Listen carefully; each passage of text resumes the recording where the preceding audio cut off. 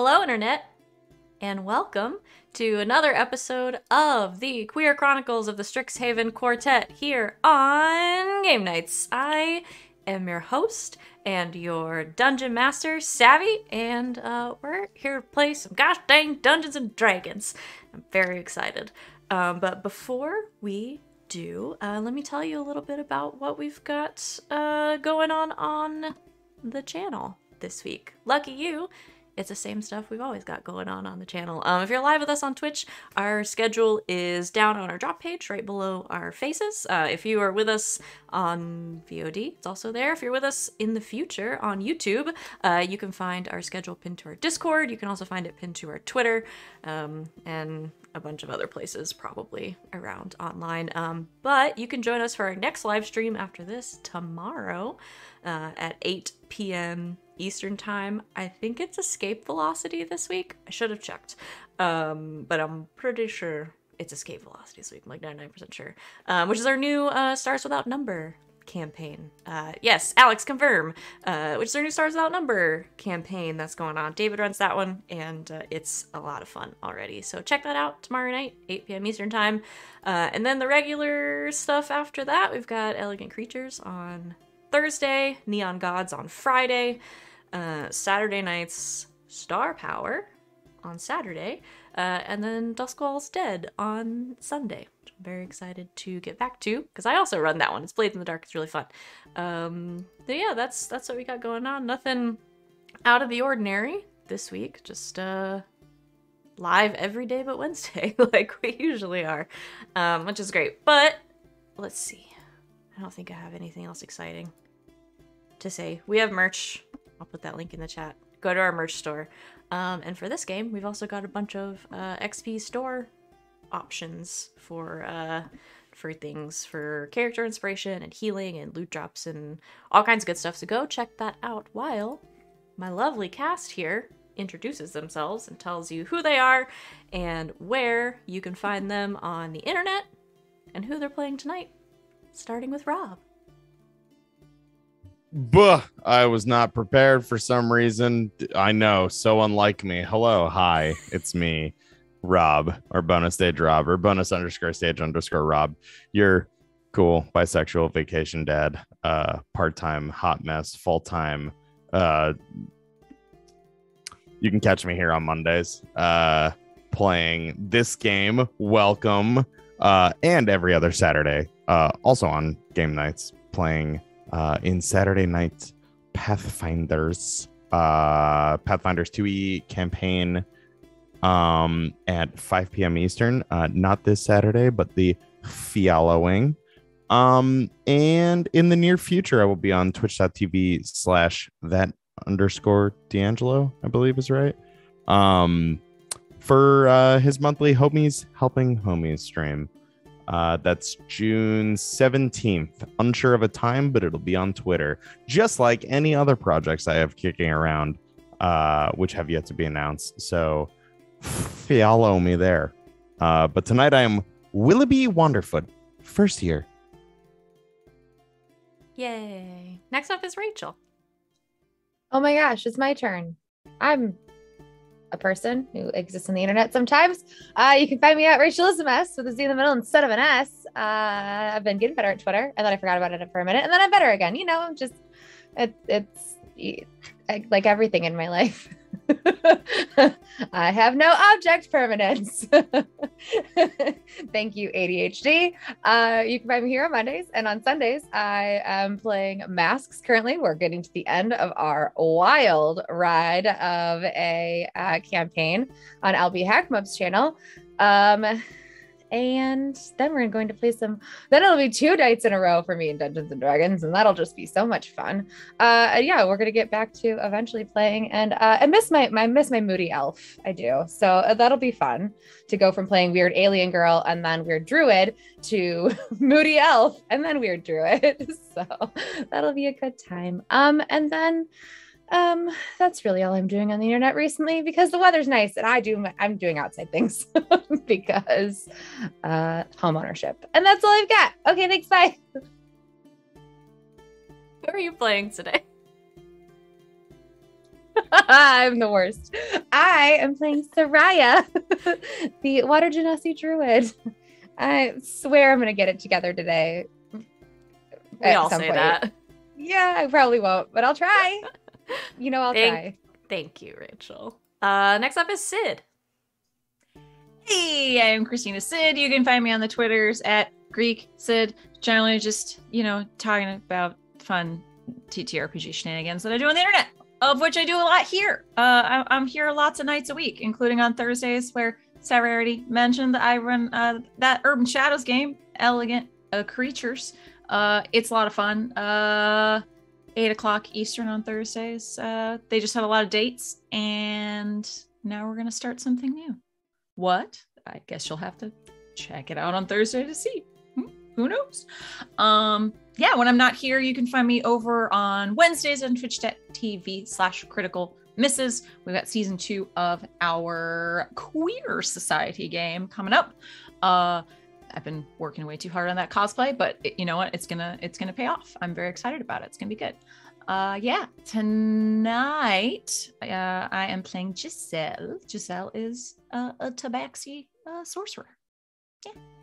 And she's dirty right now. And she doesn't like it. She's dirty and she's not happy about it. We'll fix it soon enough. Finally, we have Val. Hello, everybody. I'm Val. You can find me at the Kraken's Crown on Twitter and Twitch. I'm here Thursdays through Mondays currently, running games and playing that. Mostly playing these days. I do run one game on Saturdays, the aforementioned Star Power campaign, which is ramping up to a climactic finale, I'm sure, within the next few months here. So get on in if you missed it. If you've missed it so far, everything's up on YouTube.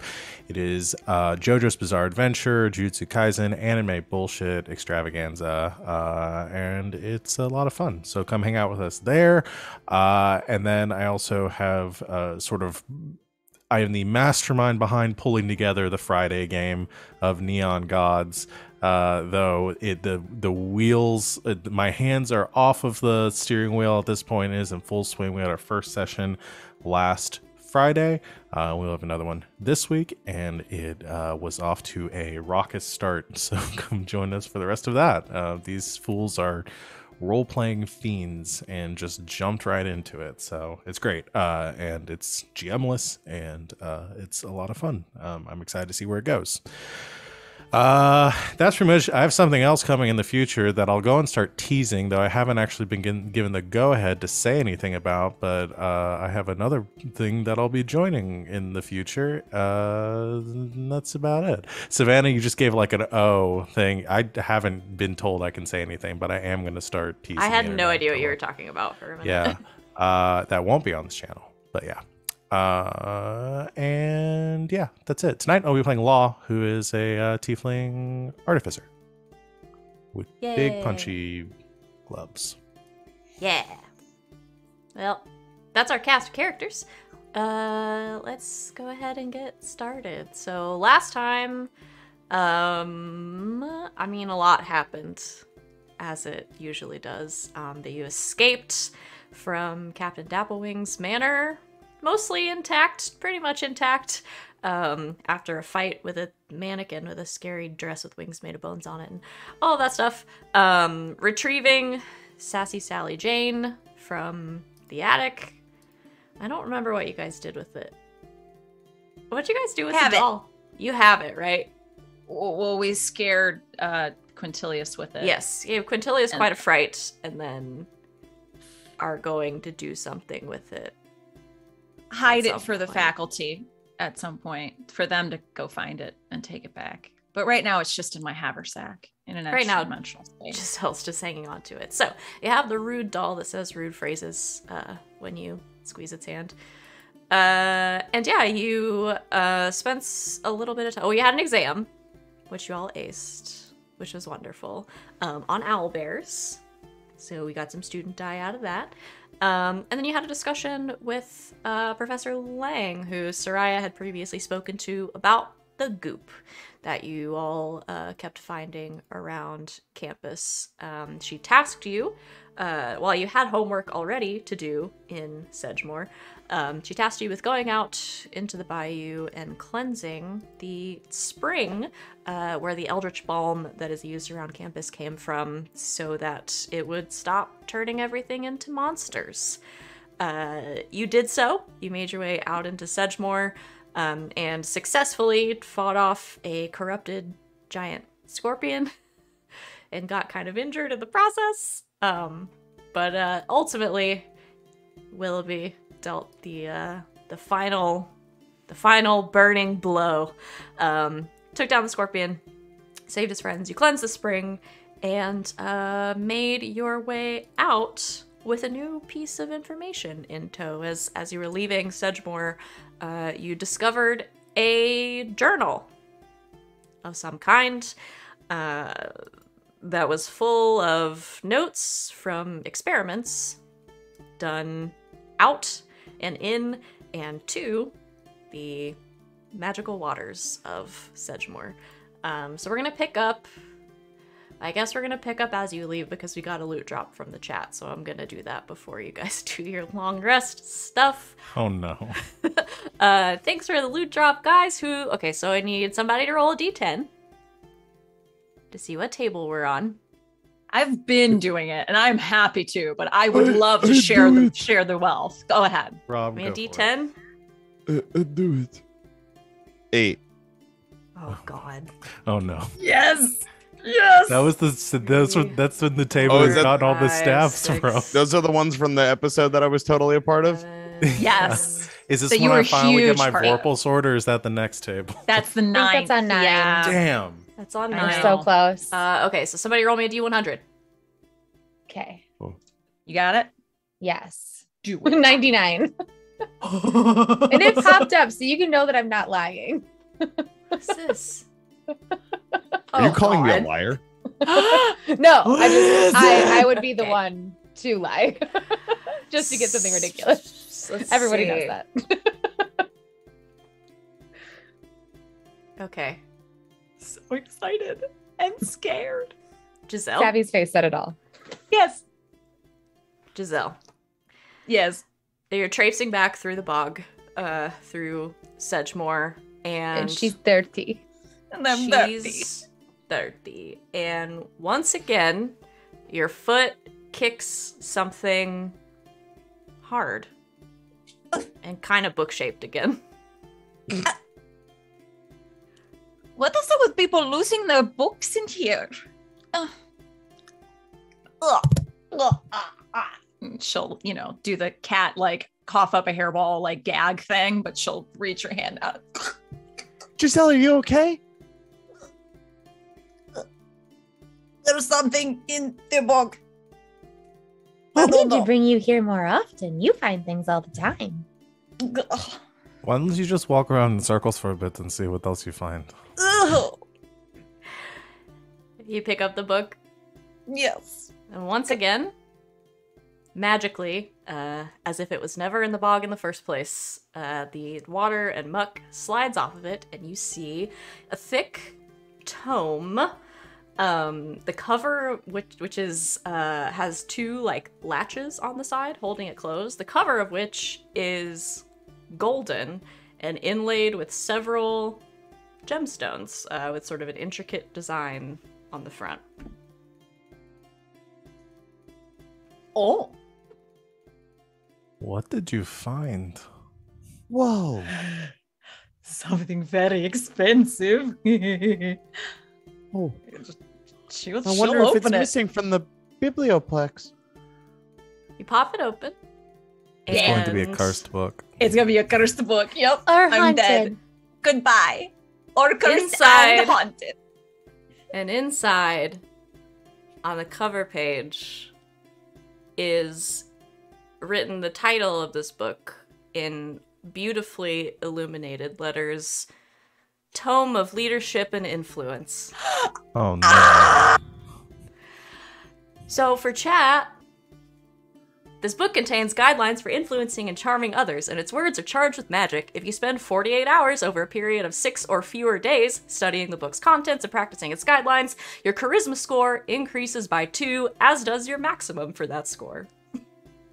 The manual then loses its magic, but regains it in a century. So permanently increases your charisma by 2, and your maximum charisma becomes 22. I'm feeling less and less relevant for this party. We'll get something for you one day. This is for your charisma, of which we have 2 people you can use it, but you can only use it once. It regains its magic in 100 years after you lose it. Congratulations. It's a very rare book. Now, we all live in different planes of existence. Do our years all pass the same? Yes. Okay. Yes. So we couldn't just stick the book on a planet and microwave it at a planet that years pass very quickly. The hyperbolic time chamber. Yes, it's exactly what I was thinking. If Flaw builds it. I spend the rest of the campaign trying to build a hyperbolic One of you time can use chamber. this book. All right. We've already broke this game enough. I suppose we can just say one of us gets to use it. So you I decide didn't know amongst I was yourselves. playing with a quitter. We can break this first. Decide amongst yourselves. One of us reads the book, and then we just sit here for 100 years. Do nothing. Grief. Oh, that's good. I cannot believe you guys. What are keep you gonna rolling do on when this I'm gone? table. Wait till you God. get back. Okay, the text of it is in the Discord chat. I can't believe you guys keep getting that table. This is insane. That's the last time we'll ever get that table, too. We're never gonna get it You again. say that, and then next time, you're gonna get your Volpo sword. There are some other ones of those books on that table too, so. Oh, sure. So you guys Well. could decide. I'd imagine whoever is reading it probably wants to spend the next couple of days reading it. Since you have time. Well, this will greatly affect my spells, but I think it may also be helpful for you, Willoughby. Well, I mean, It says you could do finders keepers rules. I mean, that's an age-old law. hi. But I find everything in the book. Would you say law? I said hi. You said my name.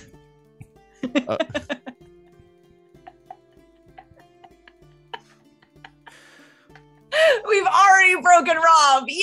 Thanks for having me, everybody. I'm gonna head out. And good night. But also, it does say there's something about leaders, right? And Willoughby is our group leader, so No, I'm not the group leader. I thought that was Giselle. I'm pretty sure you've been nominated as first-year class leader. I am not a leader. I am more of the power behind the throne. I am not a leader. But I would No. argue, Giselle, that you're the most influential. People just listen to you. Yeah, it's a book about influencing, and you're influential. Okay. Well, I won't argue with you at I'm that honestly point. advocating for Willoughby taking it because I'm scared of Giselle if she reads this book. Why are you scared of me? I, I'll be better in magic. I'll help you more. Why would you be scared? no reason. Okay.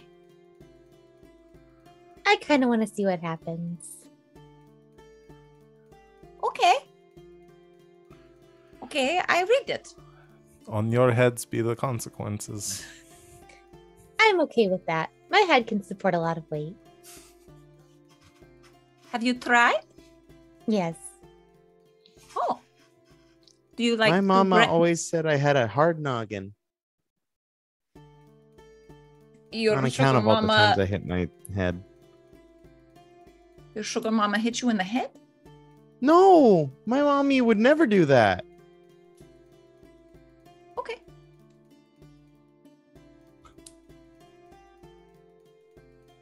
Not my business. I forgot we were still on the sugar mama thing. I forgot that was still a bit. There's just so many in this game. Oh, yes. Giselle will put the book in her bag, but then not be able to resist, and will attempt to read it while tromping the rest of the way through the bog. And probably fall over a lot. Okay, make a dexterity check. Okay. Willoughby would be like guiding her if he saw something she was about to trip over. Dexterity Would- check. Would I be able to? 4. Help? Oh no! That You was trip 3. over Willoughby, No! and you both land in the mud. Whoa! Oh The no! book's fine, though. It's magic as hell. Oh, I'm sorry. No, Oh. no! It's okay. I understand the allure of a really good book. Ugh. Okay, I'll put the book away for now. Yeah, and there'll be plenty of time to read it when we get back. I'm sorry that you fell in the mud too. Oh, that's okay. I've been dirty the whole time. And dead. Yes, Part of the time. you I were wasn't dead. Dead. I was You just just You were taking a dead. little. I was taking a break. And once again, our savior, our Messiah, brought you back. No, I fed them a potion. Oh, I thought that she did that. No, I did that. No. So potions like can bring people back from strawberries. the dead. I didn't know they could do that. Potions are very, very powerful. That's good to know. Especially if they're made by somebody very powerful. You should see some of the things, the potions that Willa makes do. They're really cool and really dangerous.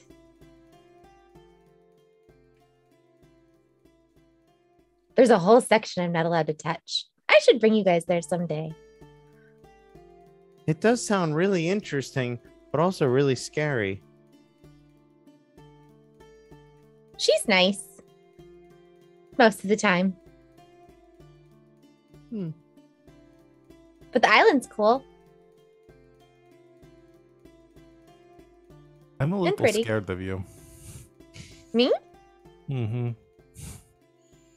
Well, you shouldn't be. But I am. I'm littler than you. Does that help? No. I'm the littlest one. Are you scared of me, Law? Oh, is it relative to size? Is it Yes, the the little hand? tinier you are, the more scared I am. That's how this works. Oh, okay. Good. Willoughby must be Scared of me at all. terrifying. Ah. Uh, Yeah. It's just me, silly.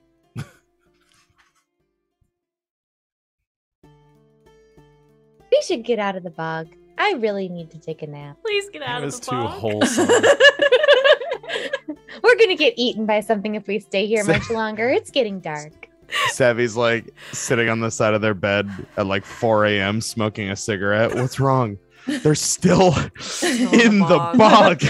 It's been months. Ralph, have you been to our house? What are you Nobody's talking about? honestly He's there spooky. right now. Nobody's found my Side crawl of space your behind the window. cats. As everyone begins to move on, though, Law does stick around for a second, just kicking in the mud to see if anything else is there. Law, you kick something small and solid. Ow!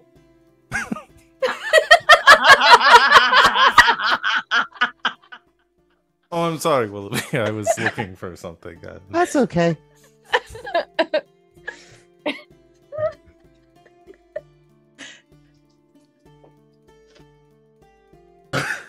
You pick Is it that the up. game? Are we done?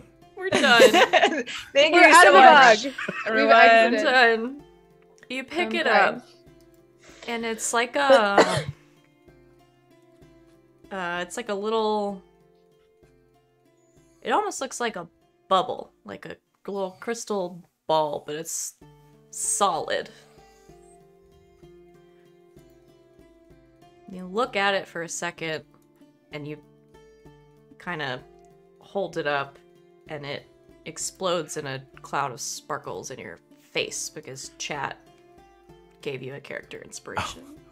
Ah, You were gonna say chat gave your character a glitter bomb. inspiration. Now you're Glitter muddy and bomb. covered in glitter, but you feel inspired to create glitter bombs or something. You have an inspiration now? Can we add that as an option? That the chat can just send us glitter Send us bombs a glitter in our, bomb. Yeah. like whatever game we're Genuinely, in? you could have told me it was already a thing, 70,000 and I would have XP. believed you. Oh boy. So have an inspiration. Thank you. I still have one. Can I have more than one inspiration at a time if it's Yeah, a sure. inspiration? Okay, thank you. I don't care. If it Otherwise, wasn't I'll obvious, use it right now on something. Debbie Don't just wants us care. out of this goddamn bog. I do not give a shit how much stuff you guys have. Well, I was don't care. 99% sure it was about to be like the Eye of like the thing from Lord. I forget what you call it. The what a Paula some palindrome. The Palantir. Yeah, that. Palantir. There we go. Fucking nerd. All right, I got you. You fell into my nerd trap. They're unfazed. Can't believe I'm playing Dungeons and Dragons with The a next thing you nerd. pull out of the bog is going to be an actual grenade. My We should go back to the my school. 4-year sting operation worked to prove that you're a Lord of the Rings nerd. Now I quit. Willoughby and Sereia and Giselle leave the bayou, but as Law goes to leave, an invisible wall pops up in front of them and they're trapped in a bubble forever. No. Goodbye. Like Glinda the Good, but it's just Law floating by. Like a reverse Glinda. Law gets reverse Glinda. Law gets reverse Galinda'd and floats away and burns up in the atmosphere. Second Is the character to implication die that this Glinda week. came from space? It is now. Oh my god. Wizard of Oz hits different. Oh no. Serious face. Okay, Ready. you leave the bog. We leave the fucking bog. So hold I on a imagine I'm gonna end your What? life. I'm just kidding. I'm just kidding. Do it one more time. End your fucking life. Strixhaven was canceled. I don't want to be in the bog anymore. No, is there anything else you guys want to do before you leave No. in real No. life? No. No. No. So Preserve you- our friendship. No.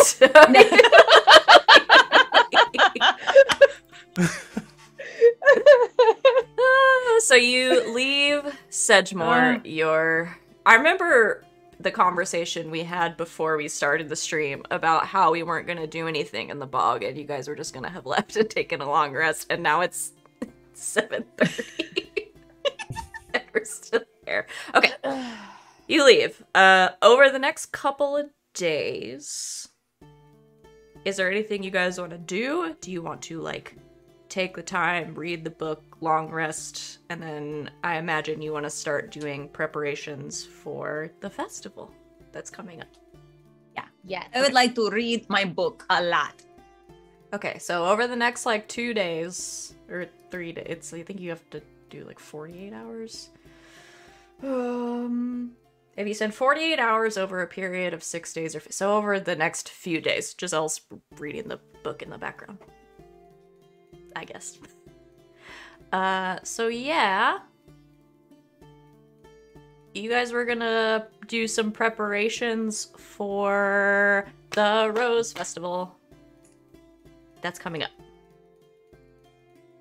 Giselle had gone to Grayson, Yes. and he was gonna help put some new flyers together, so he's been doing that. And those are starting to kind of disseminate around campus. What do you guys want to do to prepare? There's only so much you can do because it is an improv festival. But Organize a day for there to be like a little mini performance. That Yes. whole thing. And Okay. Were we gonna make the dragon basilisk thing? Was that for this? Was that for Or- something? I think Or was that that was for something else? it can be for this. If you want to work on that. I mean, that seems like that would liven up an improv festival. While Giselle's reading the book. So essentially, okay, so you guys would have gone to the live action role playing guild meeting. So I think Rosie probably would have explained a little more. She is there, and then also the folks from the Play Actors Drama Guild are there. So these two groups are kind of like putting this on together. Would have kind of explained how it works. So they have a few folks that are going to do like opening performances essentially, and then the way that the sort of main event works is that they have a couple of people like Quintilius and Rosie, and a couple of them are probably going to be doing this. They're going to have a couple of people sort of like moderating or like facilitating, and they basically pull out all of the props, all of the LARP props, all of the like drama props and everything, and essentially everybody sort of like grabs a prop, and you get a random prompt, and you grab a costume piece, and you grab a prop, and everybody cycles in, and it's a big improv show. So that's kind of how that's gonna work. Don't worry, there is a mini game attached. And it's gonna be really fun. So I hope you guys are ready for some improv. So if you wanted to be like working on specific props to add into that, you could spend the next couple of days doing that. You will do your little like promotional performance and then go to the festival. So yeah.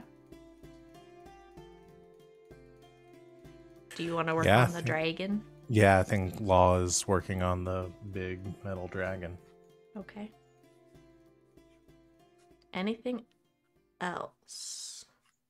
I help with the metal dragon. That would probably be super helpful with like heating and like the metal work with it, because you got the fire stuff. I'm fire. You I are The water genasi is fire. It's very good. And then Giselle's working on reading the book. So Giselle, your charisma will go up by 2, and your cap is now 22 22 instead of 20 Okay. with the book. So you can go ahead and mark that down. Let's say you did that. Anything else that anybody wants to work on? Okay. This will fast track this stuff a little bit because I'm not going to make you roll. Okay, so over the next couple of days, yeah, Giselle, you read the book, Law and Sereia, and I imagine Willoughby is helping as well. I'm painting. Oh, yeah. Beautiful. Oh, backgrounds and stuff? Yeah. Dragon like blue scales. skies and happy trees, and yeah, like dragon scales and Dragon Just- scales, dragon dragon scales. Giselle will come and help occasionally too, but she'll be like, that looks nice. And then like maybe fill in like a little something and then just wander off and read the book more. Sure. Giselle paints herself onto the background somewhere, just like just hiding. Just a little kitty face. It'll like be that. fun to see if you can find it. It's like a hidden Mickey. Mm-hmm. Oh, where's Waldo of Beauty? Okay. So you work on that over the next few days. What are you putting together for this like promotional performance? How is this going? You guys tell me how this goes. I'm excited about it. Okay, I have an idea. Please. Yes. Okay. So my idea, since it's like, I don't know, you're supposed to be like acting. So, and Willoughby's got this great armor and this whole like shield and sword. It's just like the best knight. I feel like he should play like the White Knight and like, you know, go battle the dragon. But like just be walking on campus and all of a sudden this dragon appears and it's like what were those things that were popular a while like back? a flash mob. Yes, like a flash mob. Except all of a sudden there's like people who are in on this and he's gonna rescue somebody that the dragon's attacking, but they're in on it. And that was my idea. Like a flash mob, Love it. but a dragon attack. Okay. I love it. Okay, so all of you have to be by the stage area and you have to wait for Willoughby to walk by. And then we have to cue the dragon, and then the dragon will walk out. Fire. Ooh. And then Willoughby will Yes. And is that it? Is that what you say? Yeah. And Okay. we're basically fast traveling to Markarth. No, Dawnstar, where there's always a fucking dragon every time I Always. fast travel there. Not Markarth, that's the Just West trying City. to go to the museum. I'm just trying to build this stupid Myron's razor. Okay, like I brought this stupid guy the hill, and now there's a dragon, and he's gonna kill my horse that I'm emotionally attached to. Sorry, trauma. We thought we were going to constantly be talking about High School Musical, but turns out it's Skyrim. It's just Skyrim, yeah. It's just Skyrim. If we're Game that I've fully spent more awake, hours Oh. into than anything else in my Okay. life. So, flash mob.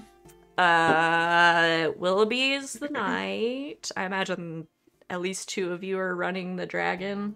I've polished my armor as best as I can. Oh, that's great. I'm assuming that since Law built it, like Sereia just like sits in it, and like they control it, and she just makes. Oh my flames god, when and you flames just need do to happen. fire magic? Yeah, Oh, that's I just fucking fire awesome. magic out Yeah. of its mouth. I imagine there's Okay. like He just 2 chills out operation and she's like- seats. Yeah. Yeah, Okay. you're at the head sitting inside of that, and then Law is operating the actual rest of the And I push a dragon. button for roaring. Yes. Okay. Who else are you roping into this? Anybody? If we leave Quintilius out, they'll be genuinely disappointed. Quintilius does not think highly of improv. Remember, they're very fucking snooty about it. We should call Cadoris. Yes. Cadoris will do it. Cadoris will do it. Okay. It's like a live action role play. You're fighting a dragon. Yeah, he'll love it. So you get Cadoris in there. He's what? Yes. I'm looking up other humans, That sounds amazing. other people. What do you need me to do? I think you should be eaten by the dragon. Well, wait, Oh. no. Isn't it dangerous with all the fire? We could time it. Yeah, Sereia won't do the fire while we're doing the chomp chomp. So I just Yeah. sort of climb inside. I can build a sort of a slide or a chute inside, and you can just sort of slide down it. And you can sit next to me. All right, I'll do it. I'll even Nice. let you push the roaring button. Excellent. Cadoris on board. Cadoris, do you know anyone that might be interested in just being like extras? Like, dragon! Like just yell and scream a lot? I mean Rosie, probably. She'd probably do it. I mean, really anybody from either group would probably be game. Either which either group? Oh, either the live action role players or the play actors. I bet if you wanted people that were good with like the dance move type things, you could do like Xanther Bowen. We haven't had like a meeting for the gymnastics club this week yet, but I think we have one soon, and I could ask him and his sister and any of they those could people do if they wanted to be involved. like an interpretive dance to like run away from the dragon. It would be like multi what is it called when you multidiscipline? Yes, performance. We could just rope as many people into it as are interested. So I could ask at the gymnastics or like the cheerleader, and I don't know what that group is called. Could ask. The Mage Tower Cheer Squad. Yeah, the Mage be Tower really- Cheer Squad. It'd be really cool to show like how talented the students at Strixhaven are and all the different clubs. It's like a club fair, but like Like a flash mob, club fair, a surprise cheers- club fair. The cheer squad could be in the middle of doing like a, come check out the improv show at the Rose Theater, and then the dragon can interrupt it, and then Willoughby could save them. So 2 surprise performances. Yes. So they think that that's the surprise performance, and then we bring out a dragon, and Willoughby saves everybody. We're turning the idea on its head. I like it. I like it a lot. It's very original. Now, the one thing with flash mobs that, based on my understanding of the ancient tradition of flash mobbing, is Of course. at some point it needs to be evident that the thing that is happening is not actually the thing that is happening. That there's not like an attack, right? Well, I mean, no offense. I mean, your props look great, but I don't know that anybody's gonna think it's a real dragon. Okay, make sure that the dragon does not look too real then. I'll put a smiley face on it. I can put a smiley face on it, sure. Wait, Ruin my artistic. at the end, make its tail shoot glitter. It A should firework. fart glitter! Can you make it fart glitter, Law? It will eat Cadorus and then fart glitter. Yes, I can do that. I like that. Dream come true. It's very me. I like that a lot. Okay, I need to start love working on a Cadorus. glitter cannon now too. I guess I could go talk to the play actors people. See if they want to participate. And I'll talk to the cheer squad and see if they can come up with a cheer about the improv that we will interrupt with the dragon, and then Willoughby will save them all. They're gonna love it. Perfect. All right. See you all later. Okay, break. Doris goes off to do something. Willoughby starts trotting off and then realizes he doesn't have anything to go to. So he just sort of wanders. Willoughby, come with me. I need to find some scrap metal. I need your help carrying it. Oh, okay. All right. So, to put the rest of this together, Law, you go get, and Willoughby, you go and gather some scrap metal Yes. from around. Yeah, assuming there's no more pots and pans being shucked. No. Will not resort to taking things on campus apart unless absolutely necessary. I think you can probably find enough Okay. scrap. Otherwise, people are going to start noticing things like stall doors missing from bathrooms and You can find Tiles. some stuff. yeah. And Willoughby probably carries a lot of it, I would imagine. He's a strong little guy. I've been practicing my lifting. I just love the image of He's an iron lifter now. Yeah, Yeah. this tiny little Alan carrying this big pile of metal, just trotting along behind Law, who's just looking for more things, but oh, let's grab that, and just throwing it on the pile. I love it. All right. Sereia, you go talk to, you've got the gymnastics team and the cheer squad. Yes. All right. I think she'll go for the cheer squad. Okay. She knows Yeah, a few of them from overlap with the gymnastics. Yeah, you can find, I didn't make her a character sheet, but you can find Xena, who is Xanther's sister, having lunch with a couple of the people from the squad. She kind of waves when she sees you. Just gonna sit down, exasperatedly excited, which is unusual to see her so focused on something. So they're probably like, wait, Hey, Sereia? Hi. What's up? Okay, so the improv thing is coming up, right? Yeah. Yeah, Okay. festival? Yes. So we had an idea to kind of promote it. The ancient tradition of flash mobs, right? Oh, yeah, we're familiar. Of course. Okay, so my thought is that, okay, so here's the layout. We want the cheer squad to be coming up to just start in like somewhere. And they're doing like a cheer to kind of, or dance or something, some sort of routine. You're creative. I'm sure you could come up with something to promote the improv festival. And everybody will be like, oh, and stop. And they'll think that's what it is. But then we made a mechanical dragon that's going to come and attack the cheer squad. And then Willoughby Wonderfoot, first year, is going to come in and save the day. Oh, like a flash mob within a flash mob. Yes.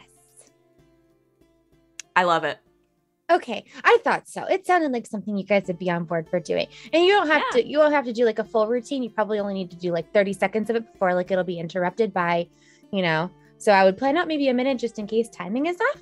And then we'll burst in and I'm going to be in the dragon. And there will be flames, but I promise nobody will get hurt. And then it's going to eat Kadoris and it's going to fart glitter. I mean, I love everything about that. Okay, I figured you would. Yeah. So get as many people together and come up with something. And then I'll give them the date and time that we were planning on doing the thing and where we're going to meet. Yeah, you can count on us. Thank you. I'm just going to run off again. Okay, bye.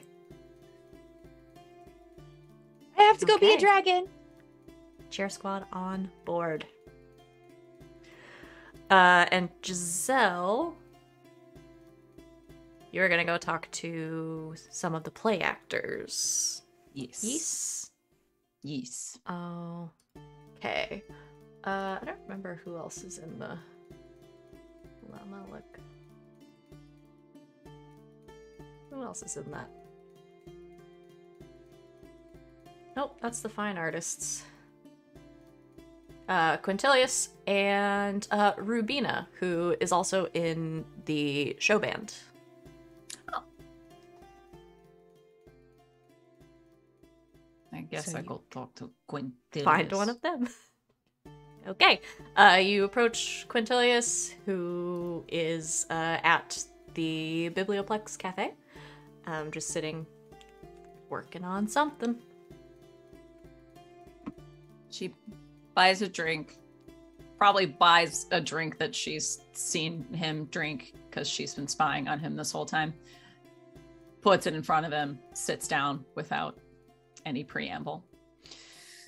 I need you to do something for me. Hello, Giselle. Nice to see you. Oh, yes. Hi, good to see you too. I just saw you in class, but all right. We are putting together a performance to highlight the Improv Festival, and we need more people to take part in this performance. We're going to use the age-old discipline of the flash mob, but it shall be a flash mob inside of another flash mob, and it will involve a large mechanical dragon. And then Willoughby, Wonderfoot, first year, will vanquish said dragon. The cheer squad will also be participating. They'll be the first part of said flash mob. But we do need other people perhaps to be involved to help Willoughby, Wonderfoot, to vanquish the dragon. Right. Okay, I have several questions. First of which is, where are you getting a mechanical dragon? Law is making it. It has made it. It's already made. Yes. That explains that. And you're doing this is a performance within a performance. Yes, it is a performance that is meant to drum up publicity for the larger festival. Right. Well, I can't say that's a bad idea. No, it is a good idea. I came up with it. Not the performance within the performance. That was Sereia. That was a very good idea. No, I came up with doing a small performance to showcase before. So of course it's a good idea. Of course. Is there a script of some kind, or? Oh, that's right. You don't like to improvise. You find it beneath you. No. As it is an improv sort of an festival. Oversimplification. Can you improvise? I can. I just often choose not to. So would you choose not to and you need me to write you a script, or can you just go with the flow? No, what do you need me to do? You and anyone else you can drum up will be a part of the vanquishing band that will help to defeat the dragon. But of course, Willoughby Wonderfoot, first year, will be the hero of the story. Do the vanquishing, of course. He fits the role the best, I would say. Yes. Right. I suppose I can scrounge up some prop weapons. They should all still be stored at the Rose stage. Have you asked Cadoris? Oh, yes. I forgot the best part. Cadoris will be the first person on the scene and will be eaten by the dragon. And then the dragon will fart out glitter. That sounds exactly like the sort of role he would play. Yes. All right. I'll help. Wonderful. On one condition. What? Have lunch with me.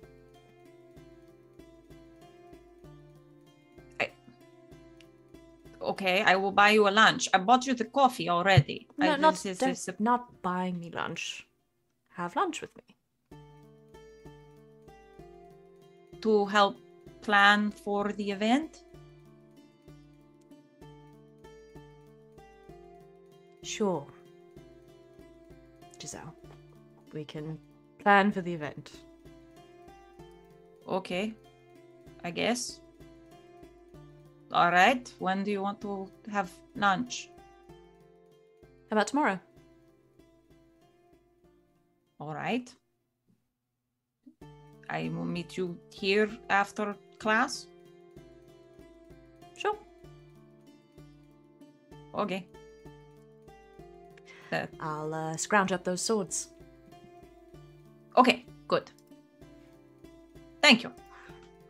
You're welcome. Bye.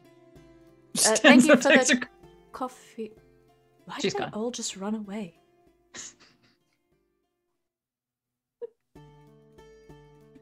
He goes back to working. Anything else? In preparation for the performance that is in preparation for the performance. Yes.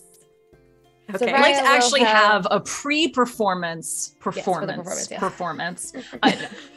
I'm gonna send you all back to the swamp.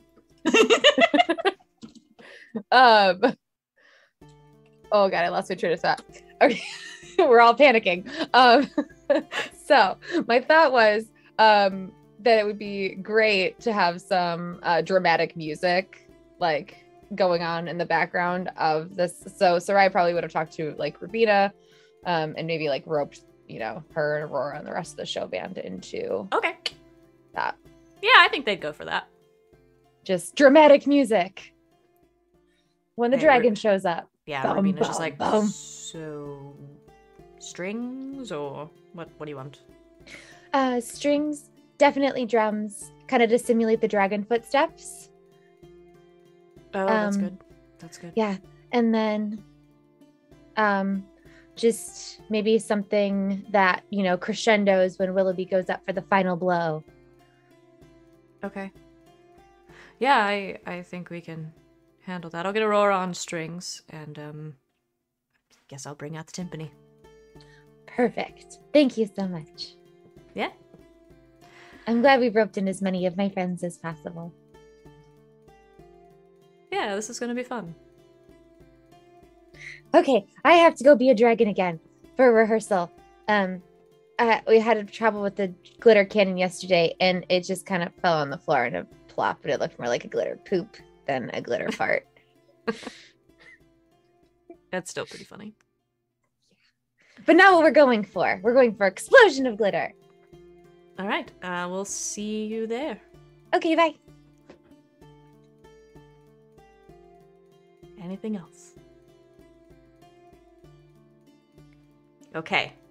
I'm done with ridiculous ideas now. No, this is great. This is great. I wanna skip forward to this idea, to this thing. Let's do the thing. Let me find some. What I got in here. Well, I'm gonna need some happy music, and then some dramatic music. I've got just the thing.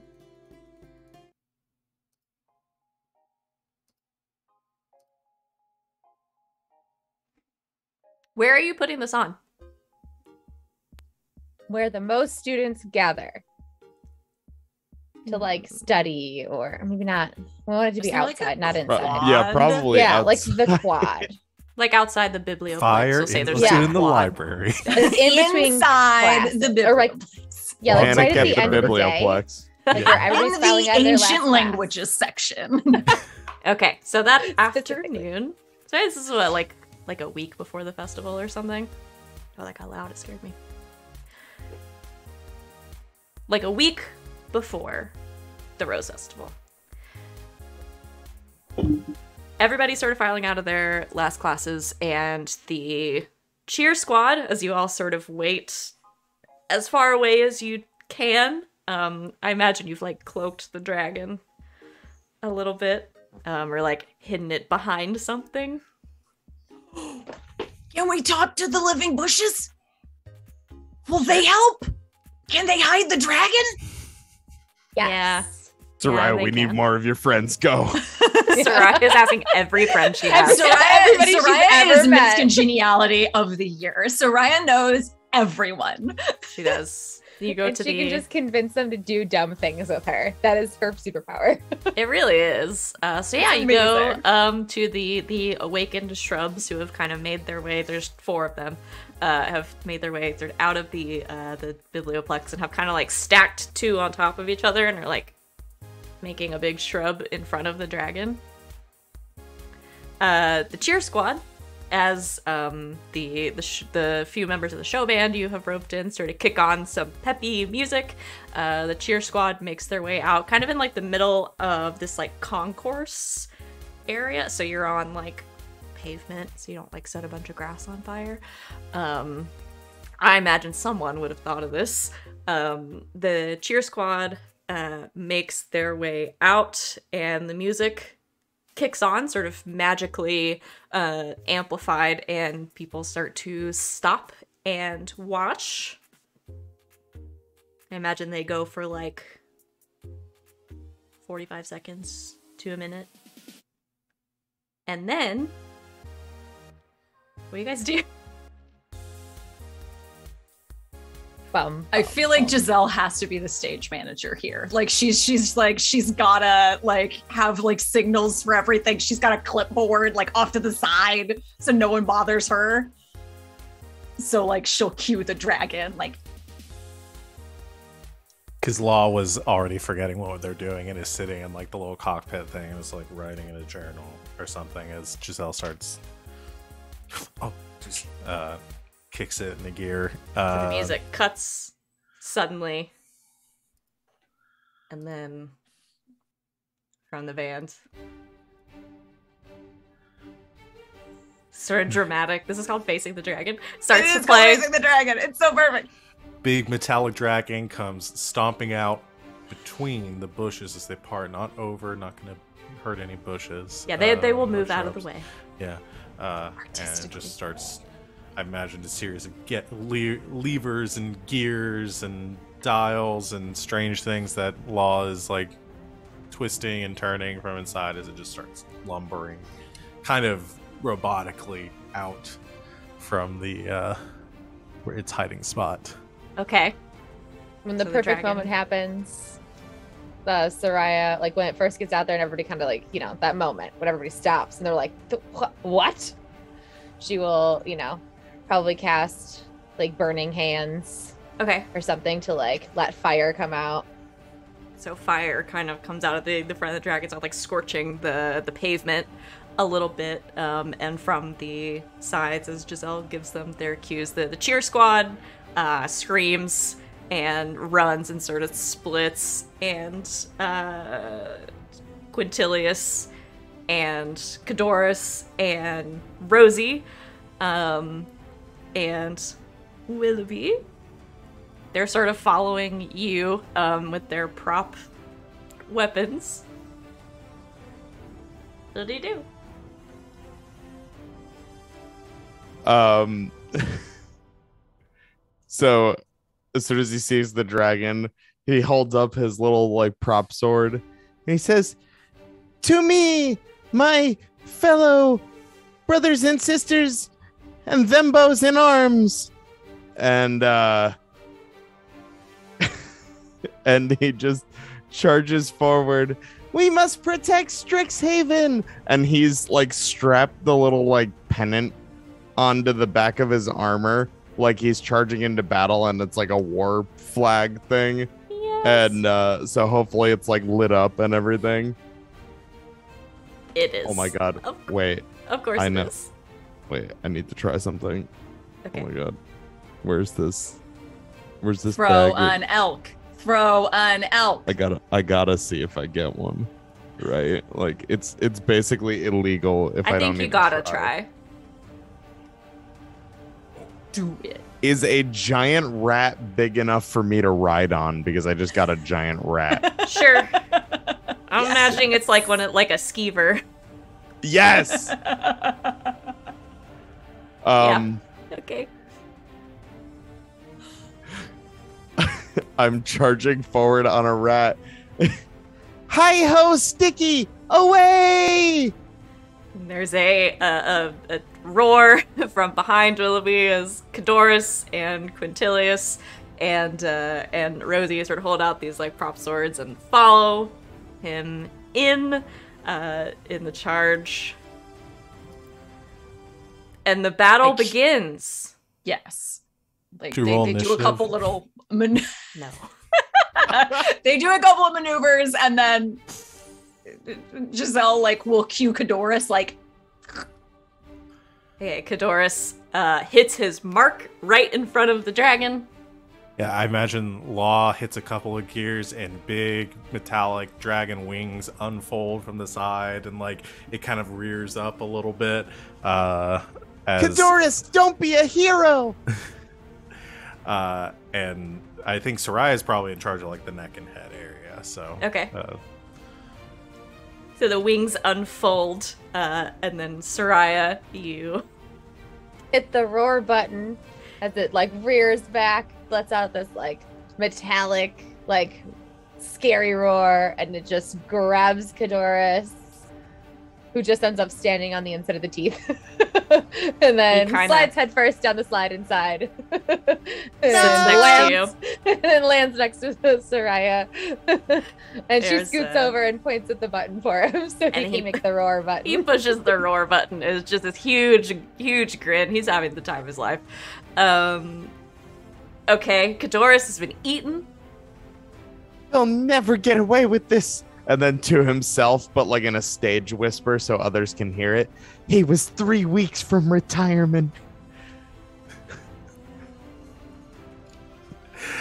And then Law smashes the unnecessary glass cover that was put over the fart button. That one's just for Law.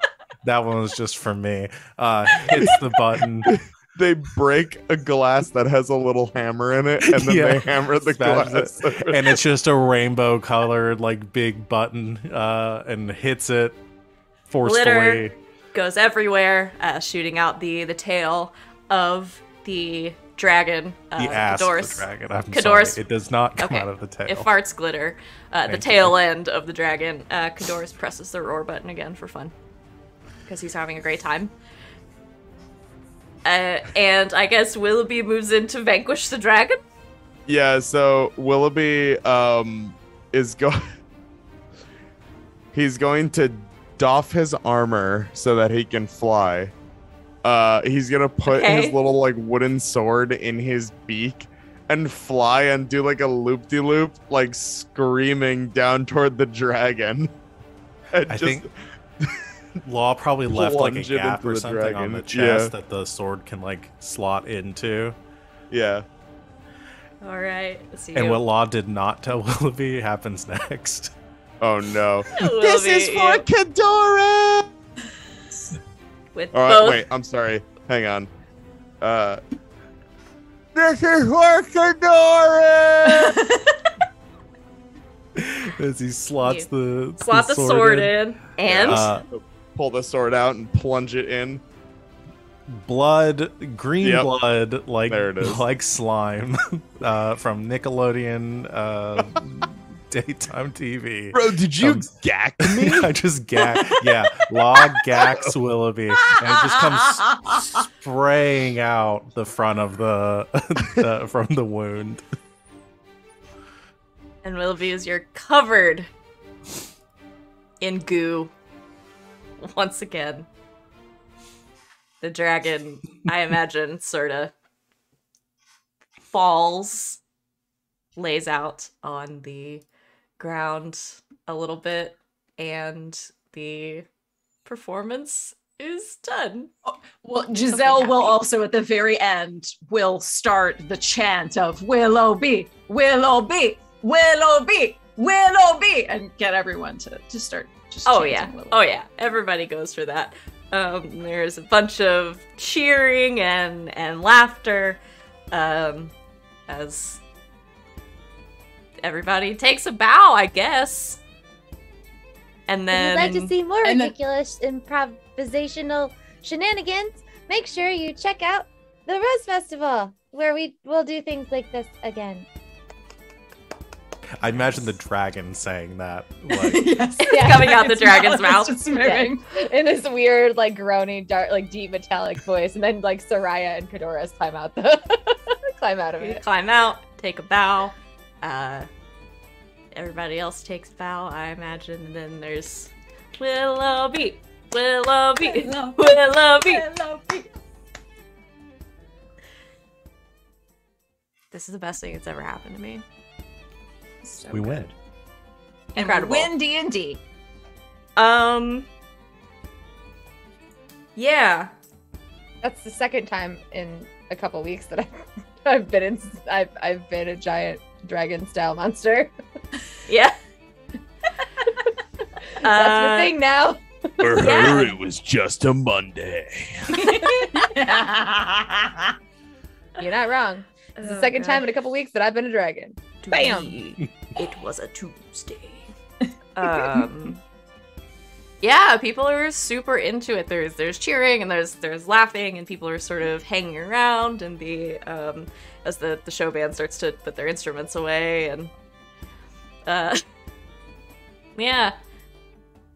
I don't know where to go from there. It was awesome. Sereia will go around and thank every person that she roped into this.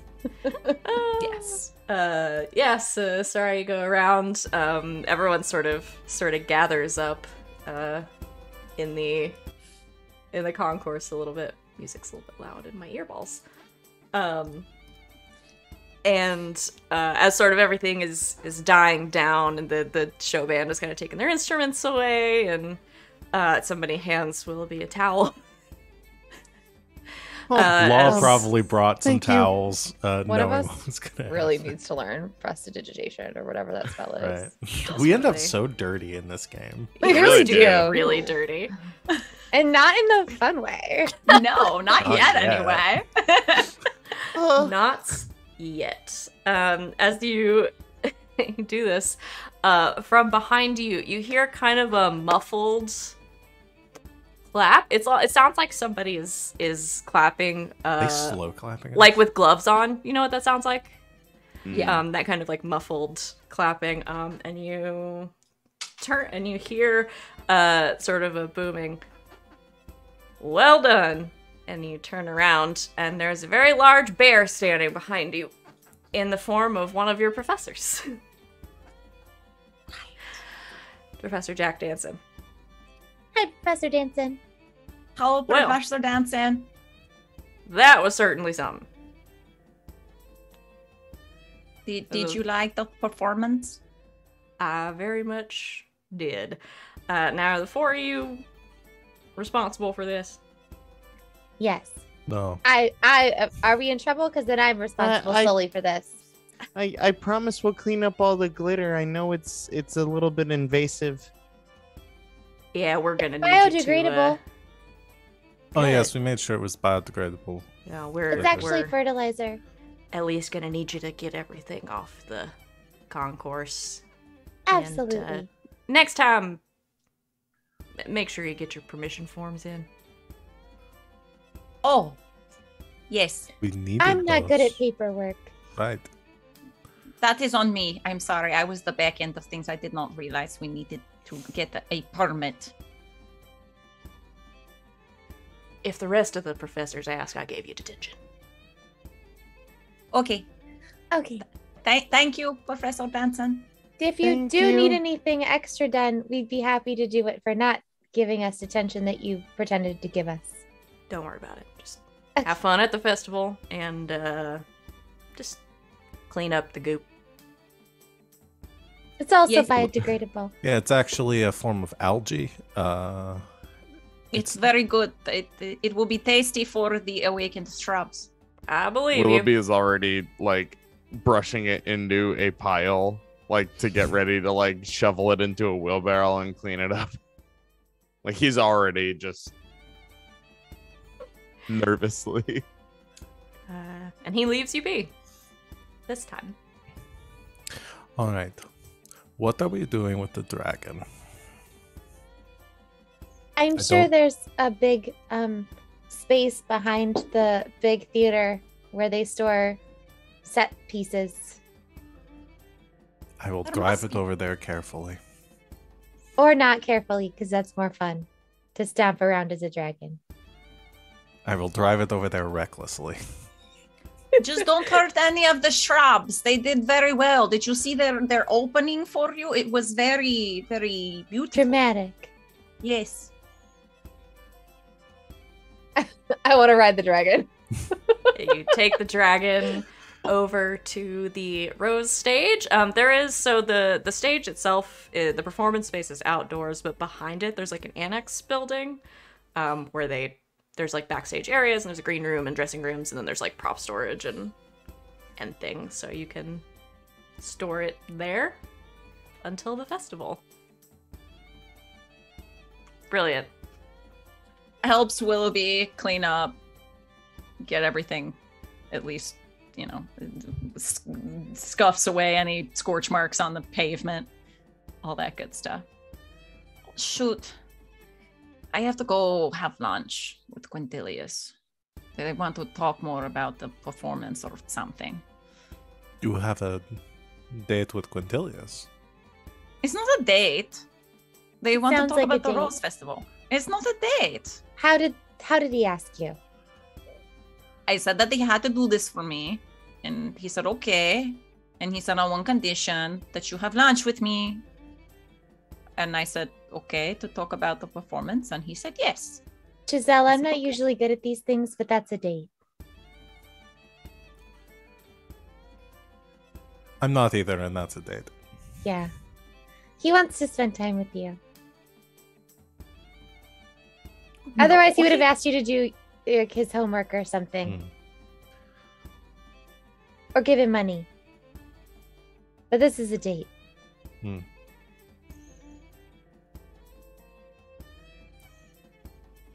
I will prove to you that it is not a date. Why does it have to not be a date? Why would I go on a date with Quintilius? He's handsome. You want to And kiss his an face. asshole. So you don't have to like him too.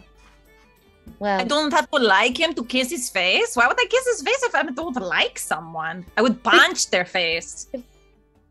Or she's gonna scratch take their face. She's gonna take Giselle's hand and be like, Giselle, there are all kinds of different kinds of chemistry.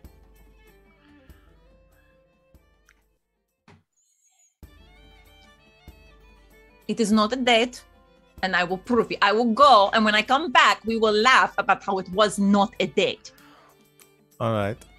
Okay, we'll be here when you come back to tell us that it was a date. Except I won't, because it's not. Okay. Do you guys want to Okay. go get some food while Giselle goes on a date? It's not. Would I'm Would going that now. make- Goodbye. would that make what we were doing getting a date? I thought it was just lunch. No, it all depends on how you ask. Mm-hmm. Oh, okay. Like if I was to say, Willoughby Wonderfoot, would you like to go get dinner with me? Yes. That would be different than being like, Willoughby, you want to go get dinner? Yes. Yeah. I don't know how to explain this law. I don't know how to explain it better either. I've never been on a date. Oh, Well, I me mean- neither. But are we still getting lunch or dinner? I'm confused. We should get lunch. I forgot to eat over the past several days. Oh no. We should get real. lots of food. Way too real. All right, as you all head out, Giselle, you go to meet Quintilius for lunch. I think at the Biblioplex Cafe is where you were going. for a date. For a date. For lunch as payment for participating. It's A not lunch date. date. Not a date. Law does also suggest, should we go get the lunch where they're eating and spy on them? Always. All right. Oh wait, I'm not Jupiter, but still always. Okay, so, Giselle, you arrive. Quintilius is already there, sitting at a table. This is too loud for me. It's already there, sitting at a table. He sees you, kind of waves you over, stands, walks around, and pulls out a chair for you. Thank you. Oh, you're welcome. Cautiously sits down, looks down at the chair to see if they like put a fucking whoopee cushion or like a tack there. Nope, just a chair. Watches them to make sure they're not going to pull it out from under her when she sits down. Just stands there. She sits. He pushes it in, walks around, sits across from you. So, that was fun. Yes, it went very well. You did a good job. Thank you. So did you. You have a real knack for management. I just tell people what to do and they usually listen. I imagine so. What did you want for lunch? Well, we're back around to the dragon pepper and salami sandwiches, so I thought that sounded yes, good. it's very good. Very good, yes. Great. I'll go order. Wait, I thought I was buying you lunch. No, I told you no. We discussed this. I got it.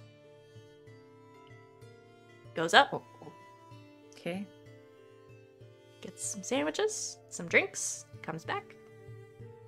There we are. Have you had these before? Thank you. The sandwiches, yes, they're very good. Oh, they're delicious. I like spicy food. Me too.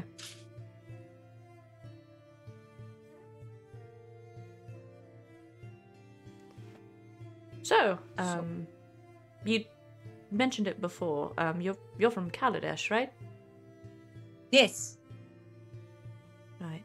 Do you have family there? Yes. My mama, my papa, and I have 2 older siblings. Oh, so you're the youngest. Yes. By many So am I. years. How many? 12. Oh, wow. Yes. I'm also the youngest, but not by that much. I was a mistake. It's okay. A surprise, maybe. Not a mistake, surely. Debatable. I'm sure your parents would say otherwise. Oh no, once I showed up, they liked me okay, so.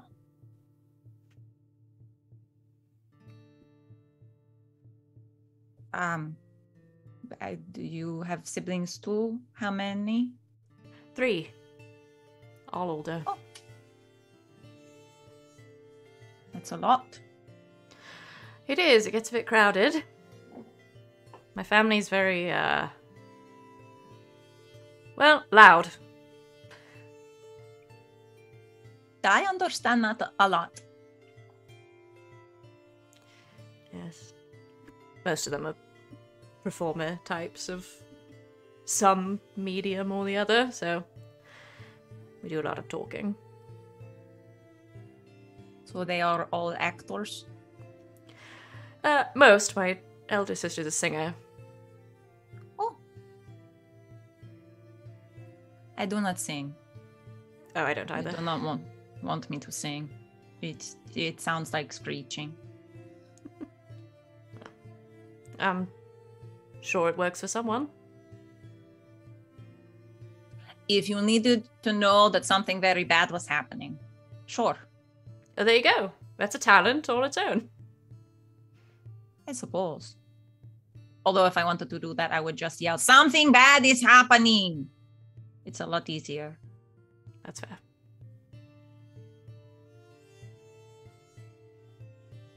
Are your mama and your mother and your father, are they performers too? Yes, yeah, I'm a legacy. Oh.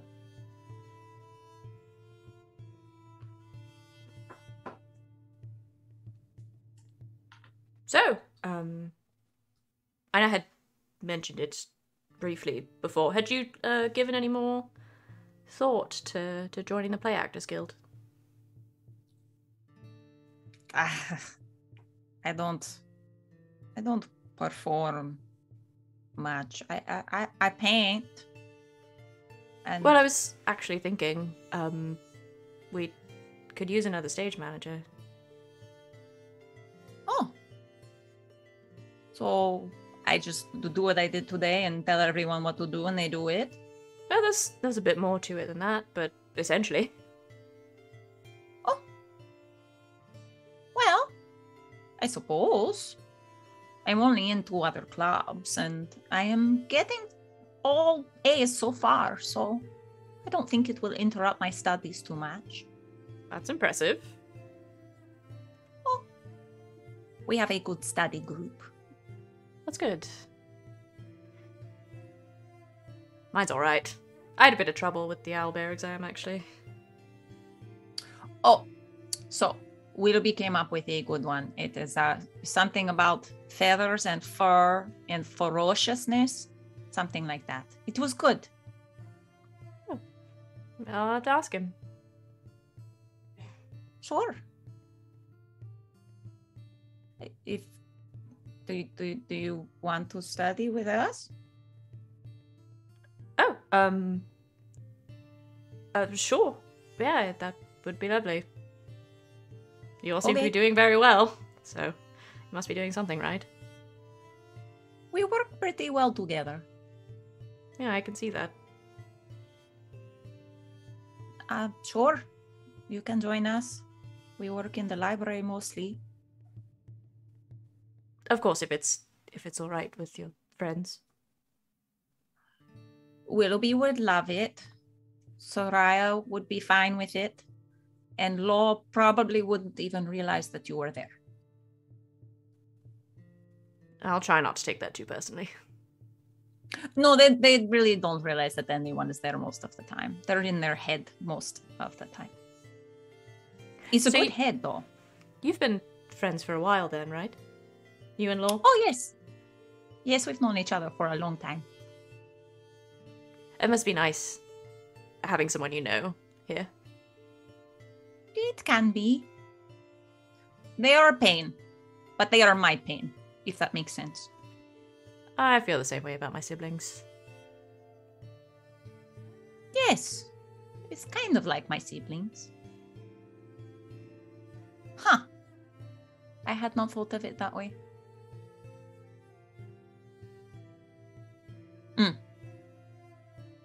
But no, they won't not mind.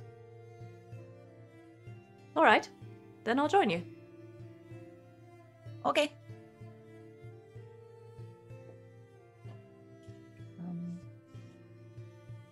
I guess tell me when the clubs meet for the stage management. Oh, yes. Yeah, we won't be having another meeting until after the festival. Most of our energy's going towards that, but yeah, I'll get you a calendar. Okay. Great. we'll see a lot more of each other. Oh. Yes, I guess so.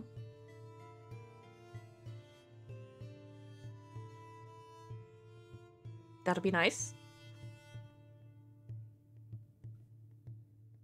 Mm-hmm. Takes bite of sandwich.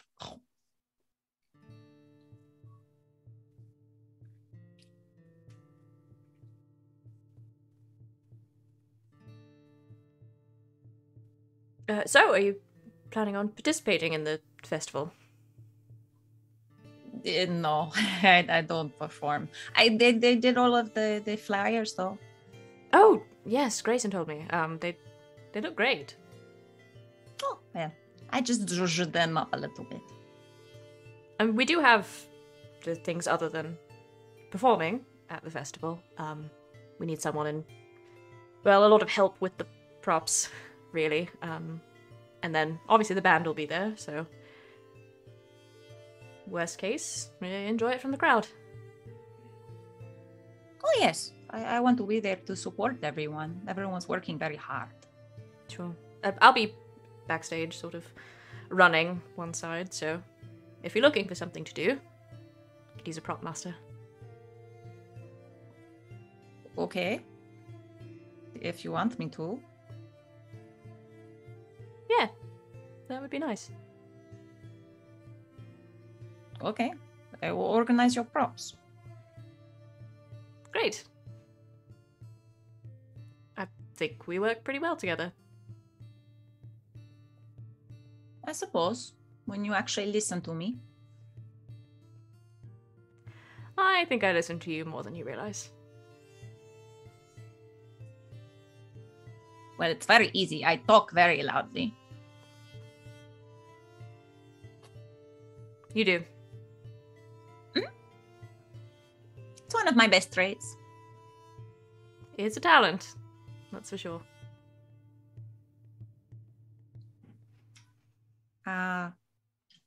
Okay, I guess I go find my friends. I see you in class later. Yeah. Thanks for lunch. Oh no, thank you for lunch. You bought it. Maybe we can do it again.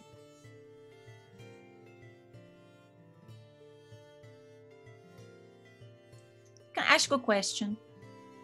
Sure. My friend said that you asking me to lunch was you asking me on a date. Which is funny. That's not a question. Did you ask me to lunch to ask me on the date? If I say yes, are you going to laugh in my face?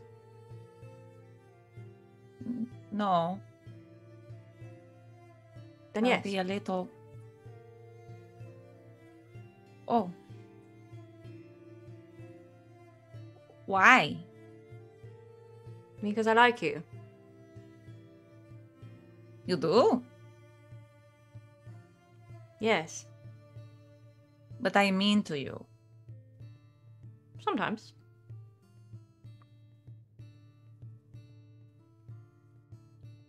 Oh. Okay. If you don't want it to be a date, I understand. I just didn't think about it like that.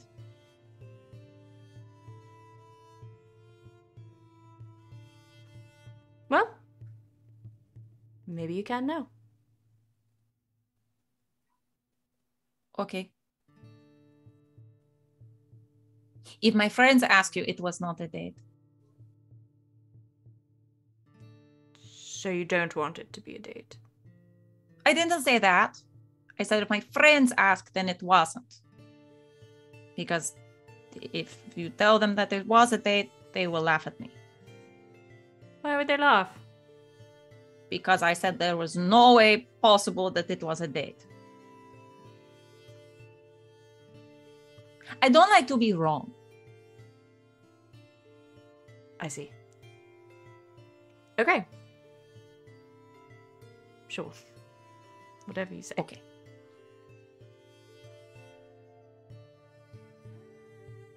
Okay. I see you later then. I hope so.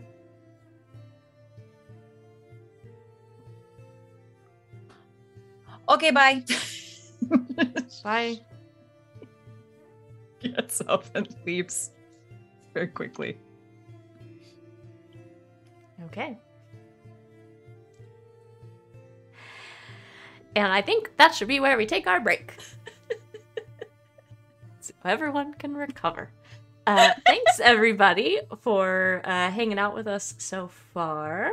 We're going to go ahead and take a quick break, refresh ourselves and our snacks and our drinks and all that good stuff. So chill out with us here in chat. We will be back in just a quick few minutes. Stick around. And welcome back, Internet. Thanks for hanging out with us during our break. We are refreshed and ready to continue on. So, is there anything else anybody wants to do before the Rose Festival? Assure my friends that it was not a date. Oh, how does that conversation go?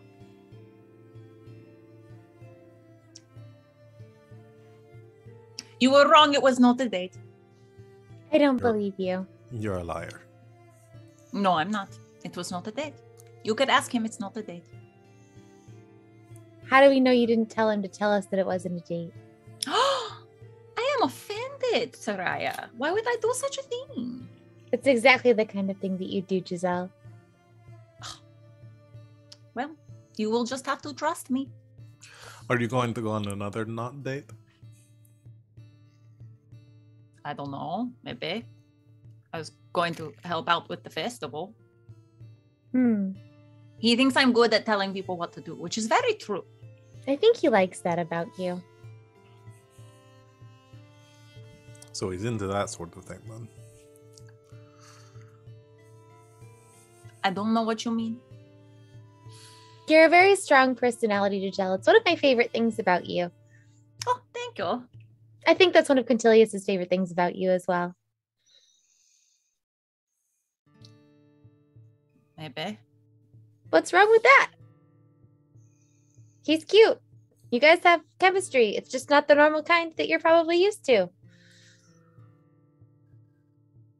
Listen, Oh, if you no. like each other, just be open about it. I mean, there's no reason to like hide it or anything. Just.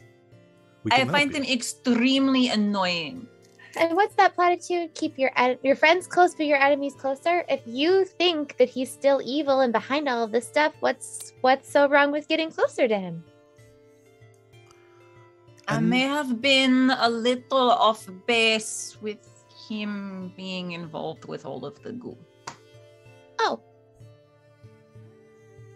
Well, just in case. So you're saying that he might not be as bad as we all thought he was. Maybe. That's what I've been trying to say. I think we just need to give him a chance. We are all Okay. willing to give him a chance if you are giving him a chance, Giselle. I already told him I was going to give him a second chance because the guys whose name I can never pronounce, talk, convinced me to. And I'm not entirely sure I remember which one Quintilius is. So I'm willing to give him a chance. Well, he will be studying with us for the next test, so you can remember what he looks like then.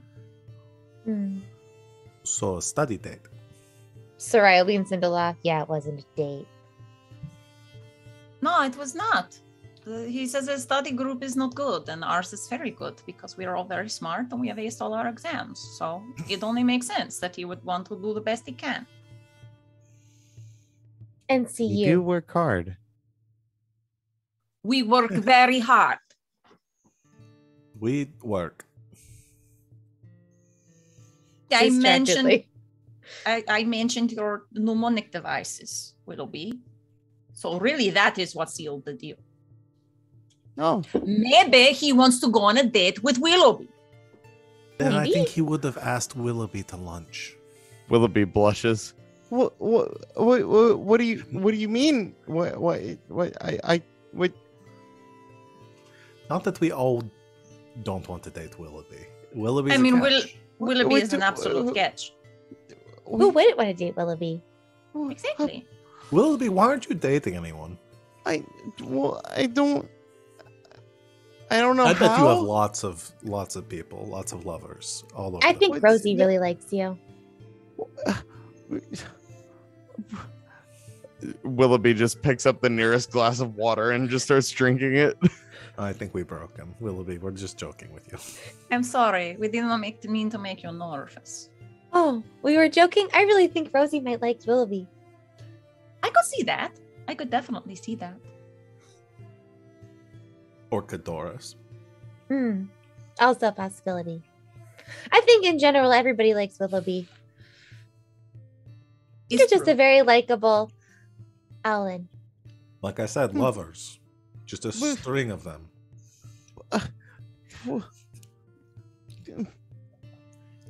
Willoughby, is there anybody that you are interested in? Well, yeah. I just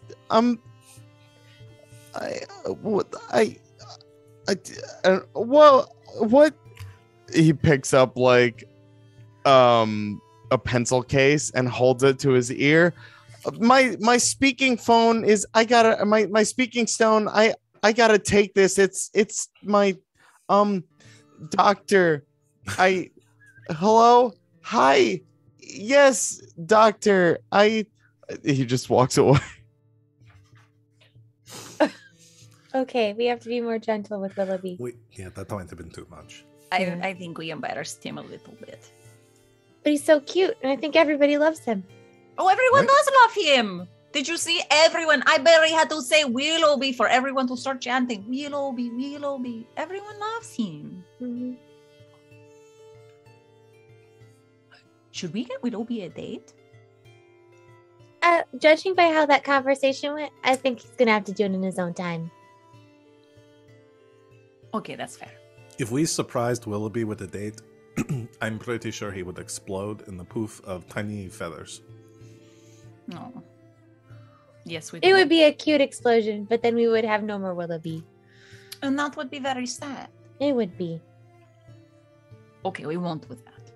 Okay. I guess we should go to the festival now. Yeah, I guess so. I thought we might go back to the swamp.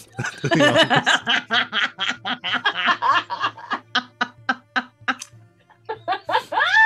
Willoughby Wow. walks out Check of the out this- biblioplex and all the way across campus and into the bog and just keeps walking. This flyer says the Rose Festival has been relocated. It's in That's the bog now. crazy. It's so weird. Why is it on the What? island in the bog? Why? Okay. The morning of the Rose Festival. It's the day of the Rose Festival. Oh yeah, that old thing. And I need some Rose That Festival old music. chestnut. Is this before or after the football game? The silk ball game. It's not silk ball season yet. Oh, okay. You're joking like there's not a sports team built into this No, no, there setting. It's preseason. Oh, okay. Silk ball. So no Rose Bowl for Silk Ball. No, this is not the Rose Bowl. Let me find some like Chat has ideas, and chat. I told chat love they could have wishes. I make no promise to honor them, but you're allowed to have them. Everyone should have wishes. Do you have a This is dream? fun. Everyone should have a dream. Okay, so now we're gonna have a dance and speed dating. But just for Willoughby. Yes. Oh god. Just for Willoughby. What if We all of us? facilitate the whole thing. What if all of us set him up with a different, like somebody else to ask him to dance, like at the dance, like everybody has. We've all tried to set him Like up with the- somebody else to go to the dance with them. Like a new girl, the dice DAs. Where Schmidt sends Jess on 10 dates. Oh no. Oh my god. Willoughby would Uh, die. What a nightmare. He would just die. He would just die. Okay. The day of the Rose Festival. Oh, I can show you guys the stage now. Yes. Got a map Ooh, for yes, everything. So, unless there's anything you guys want to do leading up to said festival, we're gonna kick over to that. So here's the Rose stage. For everyone's purposes, here's kind of how it's laid out. It's a big outdoor performance space. It is used by any of the clubs or classes that have a performance element. The play actors rehearse here a lot. Lots of things happen over here. So it's an outdoor space. This building behind it is the annex building. There's a set of doors here in the front and then off to either side. During the day, they're open most of the time. At night, they're locked, but anyone who's a member of the Play Actors Drama Guild has a key, so they can get in. And you've got prop storage and green room and stuff back there. And then you have the stage itself, which actually has this very large sort of rose design in the stone. It's got kind of amphitheater seating with ramps in between the rows of benches, obviously because the school is accessible. And then over towards the left-hand side, with a set of magical stairs that can reform for accessibility going down into it, is the orchestra pit. So that's the Rose stage. You all sort of make your way over. As things are starting to pick up, there are already some students that are sitting in the seats on the benches, just sort of chatting. Over next to the orchestra pit, where some of the show band folks are getting ready to set up, you see Rubina with a large box next to her. And as people come up to her, she is passing out kazoos to anybody who wants one for fun. For accompaniment. So you're all welcome to have one. For any time? Sure, yeah. Just a bit of fun. Beautiful.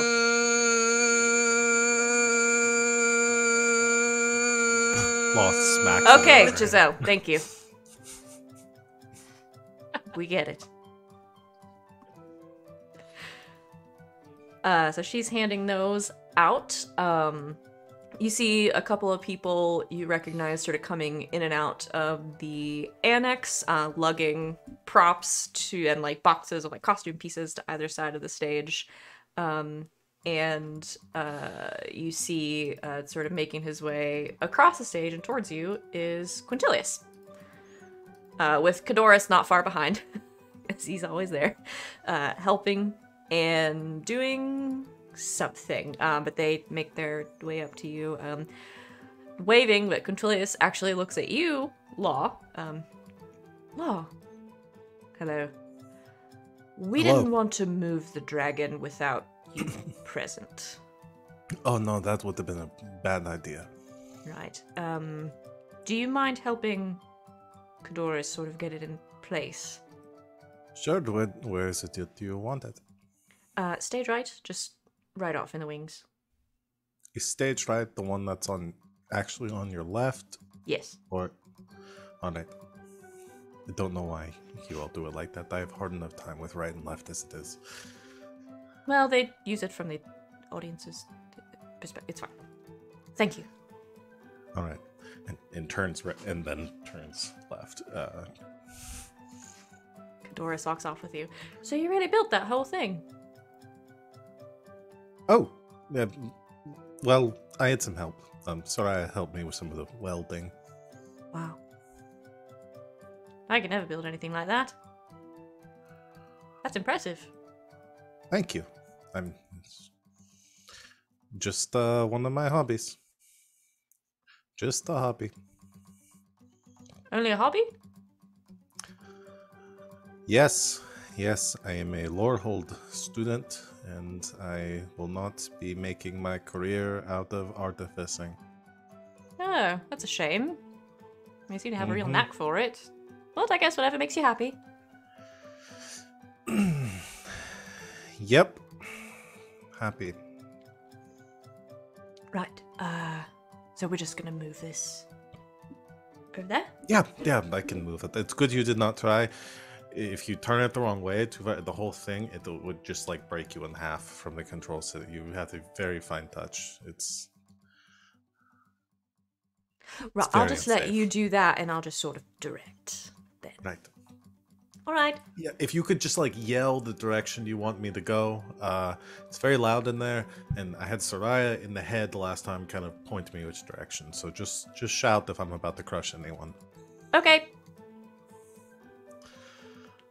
And he helps. And you don't crash. Good. Quintilius is with the rest of you. Oh, glad you're here. We're just getting set up. Were any of you going to perform? We've got sort of some opening acts, and then we've got the big sort of improv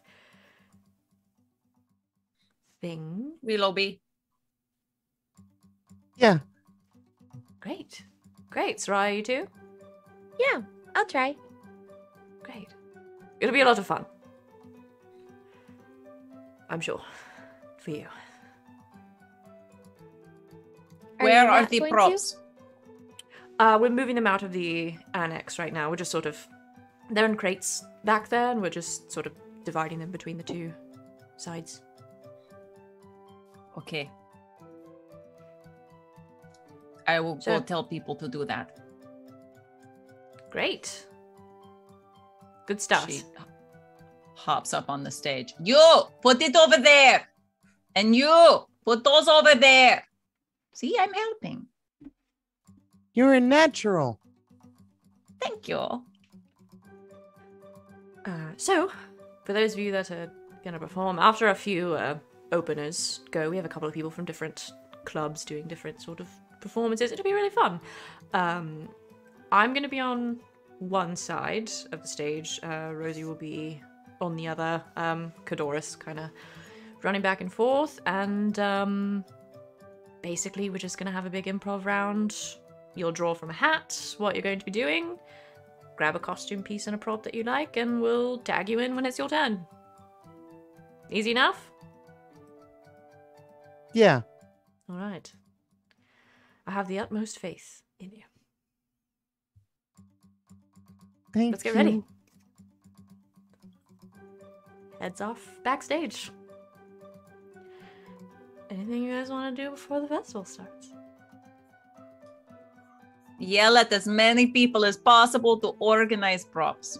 You do. Everything gets well organized, evenly split between the two sides of the stage.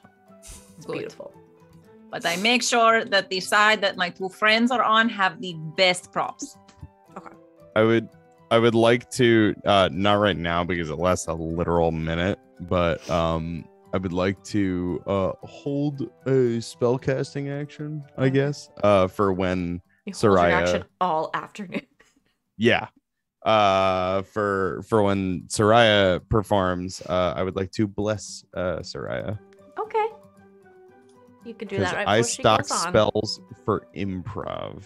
I love that. Okay, so this is how this is gonna work. As usual, there's a mini game attached. So, the few acts that are going on before sort of the main event are gonna go. And then we're gonna play improv. You can do one of the following things. Perform on stage, in which we'll roll on a table, and then you can choose a costume piece and or a prop, and then when Quintilius tells you it's your turn, you'd have to go play improv. And there's checks involved. You can, if you don't want to perform, you can handle props. So you can be one of the people who is doing things such as bringing props on stage to performers, moving set pieces, improvising sound effects, doing Foley work, that kind of thing. You can participate in that and do a check. You can accompany with a kazoo. You can use a kazoo to either highlight a friend's performance or razz an adversary. and give them, you can do a performance check and give them advantage or disadvantage on their check, which is great. And then the same as the rest of them, you can either encourage somebody and give them advantage, or you can heckle somebody and give them disadvantage. So it's up to you guys, whatever you want to do. I know a couple of you want to perform. The ones that don't, you can decide what you're doing, but everyone will get to participate. I don't even know who would heckle at this point. I feel like we're on such good terms with everyone. I know. This campaign has been way too strange. wholesome. Yeah. We are the I bar for wholesomeness. almost kill one of you every time. Yes. But everybody One else. Yeah. So I heckle the dungeon master for the rest of this game. Val lifts their middle finger to God themselves. It's like some good music for this performance. I think I'm just gonna leave this. I like This this. is nice. It's I nice know. music. I'm feeling Not how well you guys at home can hear it. Hopefully you can hear it okay. If you can't, tell me, I'll turn it up. Okay, so you all get set up and the festival begins. Quintilius makes his way out on stage from one side, Rosie from the other, and they introduce the first few performers. Get ready to meet. Are we ready to meet some people you haven't met before? So, you listen as there is some polite applause as Quintilius and Rosie introduce two members of some of the other clubs, Draz from the Dead Languages Society and Rampart from the Dragon's Guard Historical Society to perform a epic poetry reading / reenactment. They make their way onto the stage. This is fun. I get to show you what these fools look like because I love them. Here they are.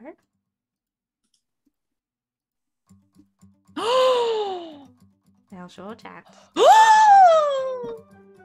These are our friends, Drazimir I love them. and Rampart. They're so sexy. They're both. Oh no, extremely they are. Oh no, they're hot. Not again. What a surprise. They're both extremely tall. Obviously, because, I mean, one of them is a Minotaur and one of them is a Loxodon.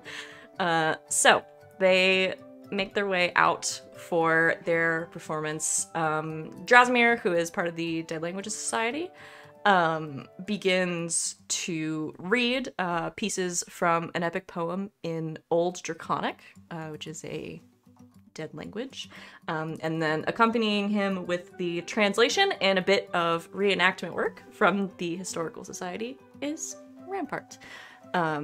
They are a little, I think you can tell they're a little nervous. They don't do a lot of performing, but it's very captivating. Can we help them as well? I Can heckle them. No! Can I play my kazoo as a part of the accompaniment to help You them? can. Yeah, you certainly can. You give them She some goes fucking nuts. good accompaniment, and they appreciate. They perk up a little bit, and they do a good job with their reenactment and their reading.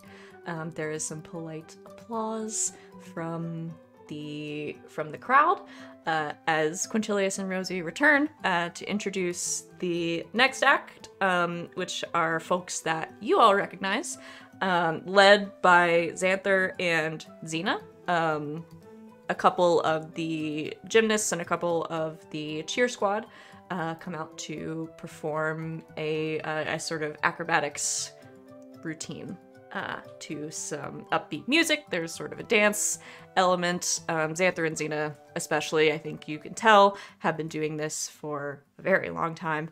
And they do this sort of impressive sort of feats of acrobatics, and there's tossing people in the air, and it's all very exciting. But it's over pretty quickly because it's difficult, a difficult thing to do. Again, some polite applause.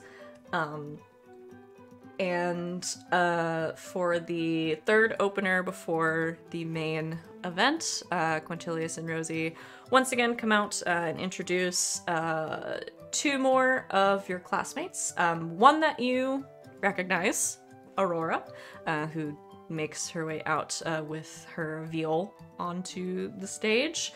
And one that I don't think you've met yet. Her name is Lorene. And she looks like this. She's human. She has sort of long green hair that she keeps sort of pulled up in buns, wearing these sort of green and gold robes, big round glasses. Aurora takes a seat on one side of the stage and provides musical accompaniment for Lorene, who essentially does a sort of a... have you ever seen like ribbon dancers? So she performs sort of a routine like that, but in front of her she manipulates with magic these long flowing like streams of water that sort of move and dance around her as Aurora plays music. And it's beautiful. She doesn't say anything the entire time, and pretty much the whole time she is on stage, she keeps her eyes closed. But they perform together, and it's lovely. And there's some more polite applause as they leave the stage. And everyone prepares for the main event. So, let me get the table.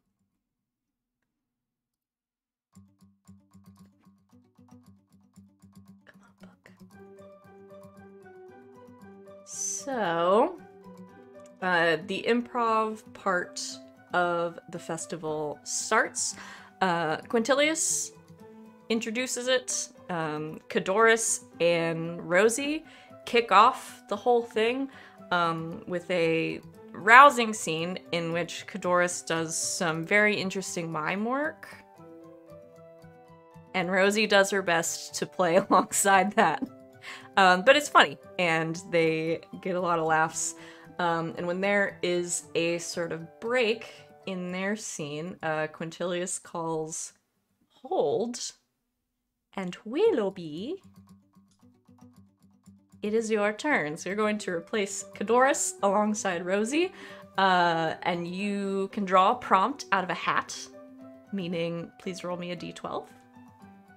Oh boy, scenes from a hat. Scenes from a Before hat. Willoughby It's just goes playing out scenes there, from a hat. before Willoughby goes out there, Yeah. Sereia's gonna touch him on the beak and be like, "You're gonna do great," and she will cast guidance on him, so he gets an extra D4 rolled Okay. to one ability check of his choice. Sweet. It could be Thank before or you. after. You can save it for 1 whole minute. Nice.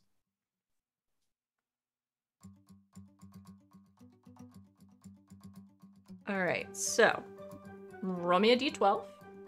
Oh, sorry. 9. Okay.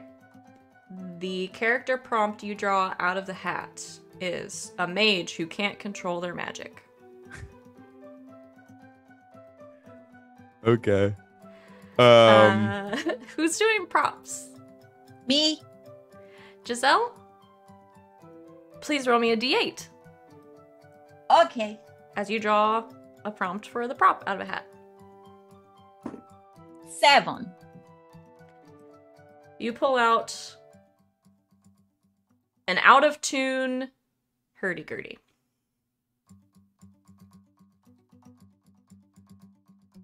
You Willoughby? crank the wheel. Lisa, it sounds awful. Here. Oh, okay. I have just the idea. I'm I'm gonna take a slight creative liberty with the prompt. Okay. And so he's going to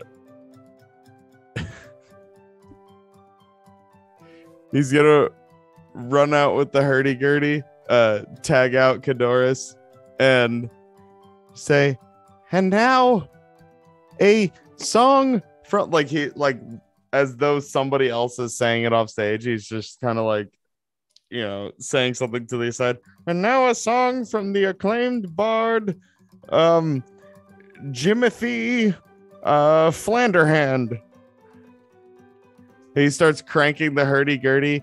It sounds horrible. There once was a tale of, whoa, no, this thing is out of tune.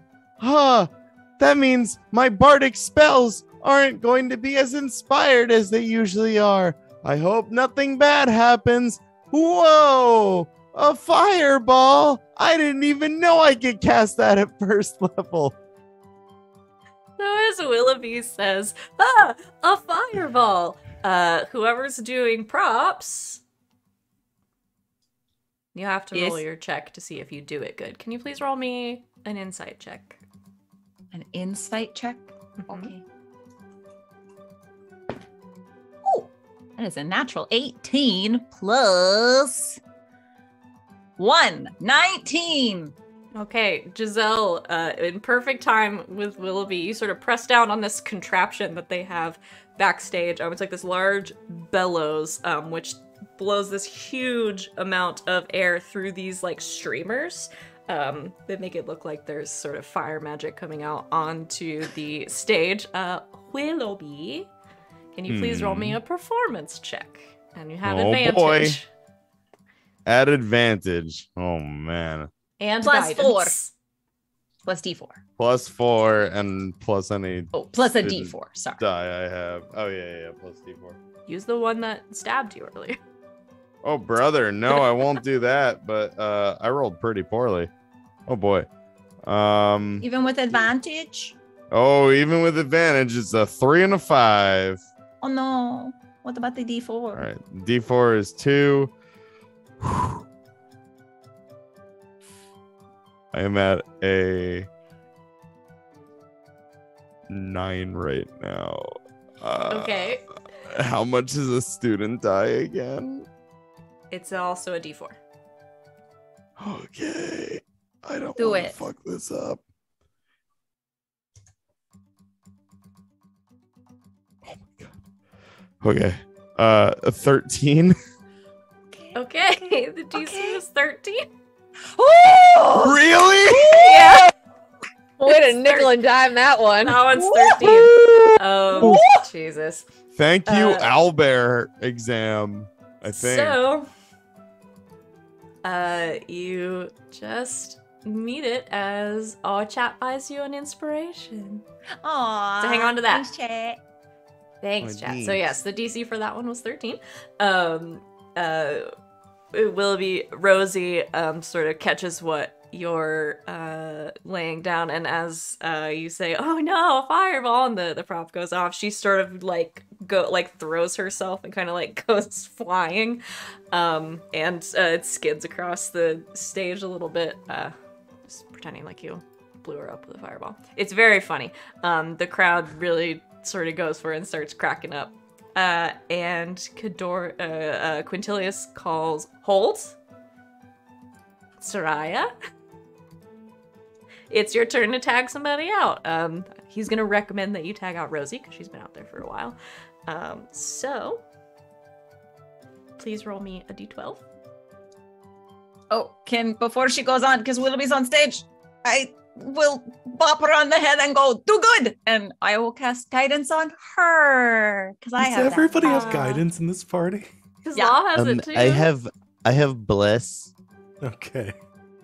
Just Just because the better I can't get guidance. guidance. We're very good at supporting our friends, This is a support even magically. party. I love This it. game is too fucking wholesome. Yeah, it's nice. It's just nice. Is the thing. A 2. Your character prompt that you pull out of the hat is a brilliant but exasperated knight. And Who's on props this time? Still Giselle? I can do it again, or does Law want to do props? I can do a prop. Do it. Otherwise, Law's not doing anything. So. Okay, you pull Do a it. prop. Well, you're gonna be doing something in a minute. Because the dragon's Oh. here, and they're gonna want to use that. Oh boy. Go ahead Okay. and roll me a d8. All right. It's a 2. You have pulled out in front of you some big wooden cutouts of some painted ocean waves. Okay. So we're gonna incorporate those. As Sereia, you make your way out on stage, tag Rosie out. She gets up, runs off. Sereia and Willoughby, you're up. Sereia's gonna turn to Willoughby and go,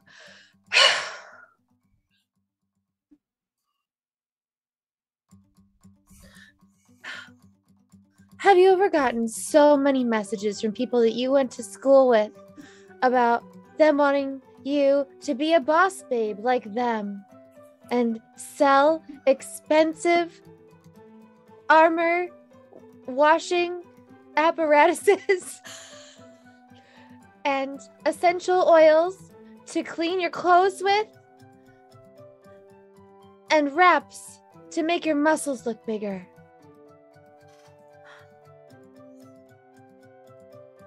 I have.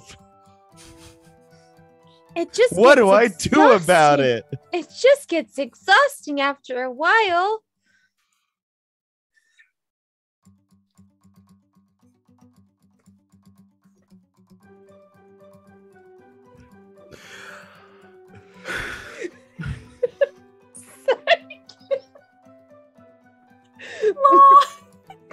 You have to do some prop work, buddy.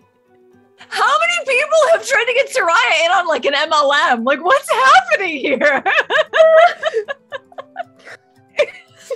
I literally just got a message on Facebook and I just threw it in. Oh my god.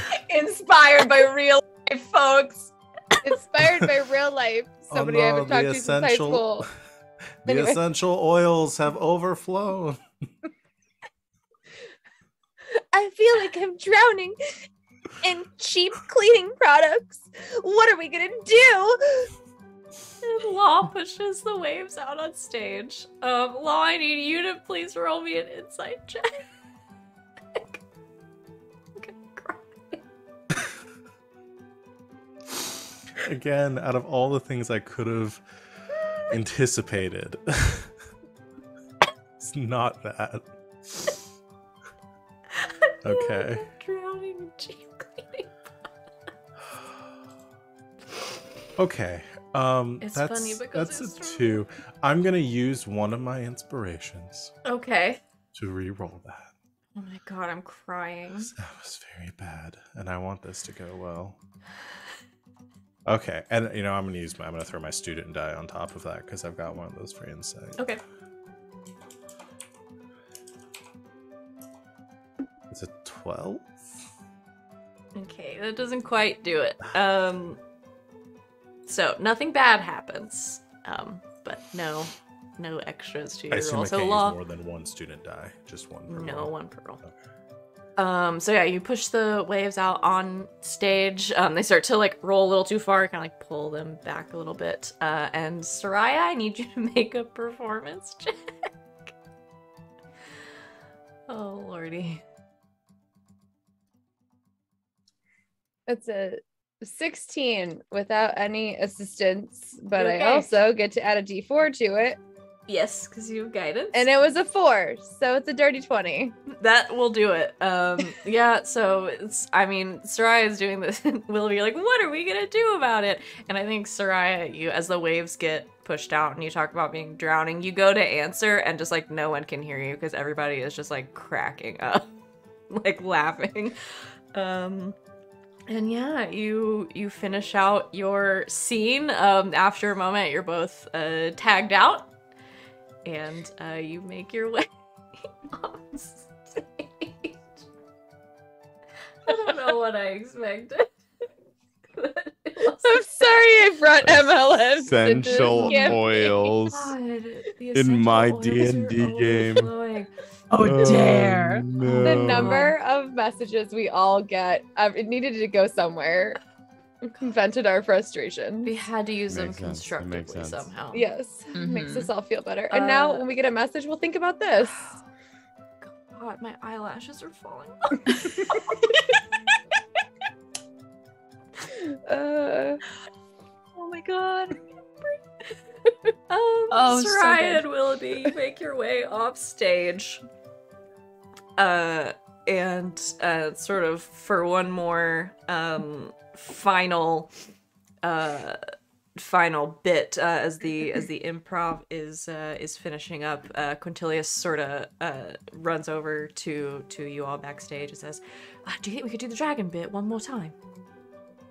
Absolutely. All right. Yeah. Yes. Okay. We've got our owlbear over there, the big rolling one. So when we roll it out, just bring the dragon out from the other side. We'll have like a little battle. Went Kaiju over really battle, well yes. last week. All right, great. He runs back around, and you get ready.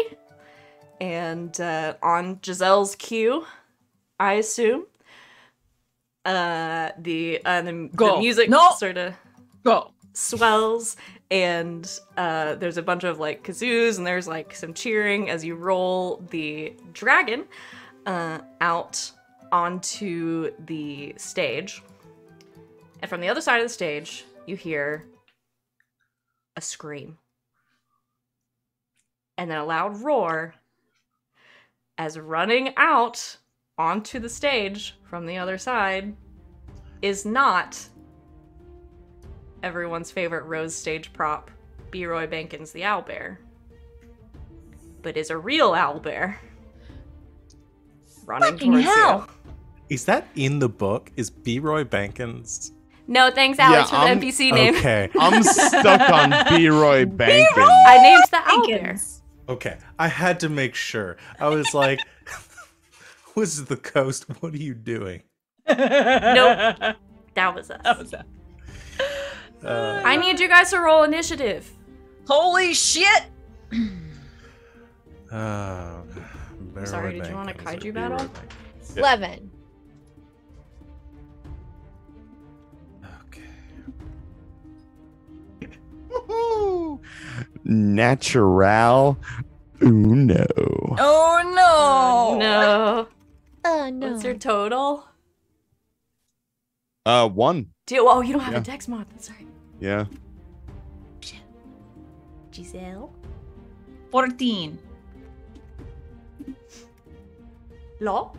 4. Oh, good. Good. Let me roll for B-Roy Bankins. Thanks. Once he charges out onto this.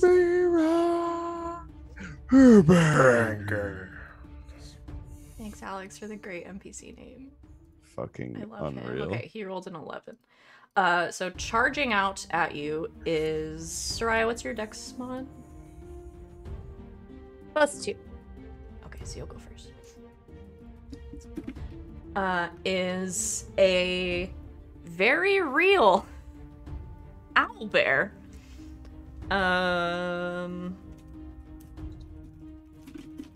Bacon's got an 11 also.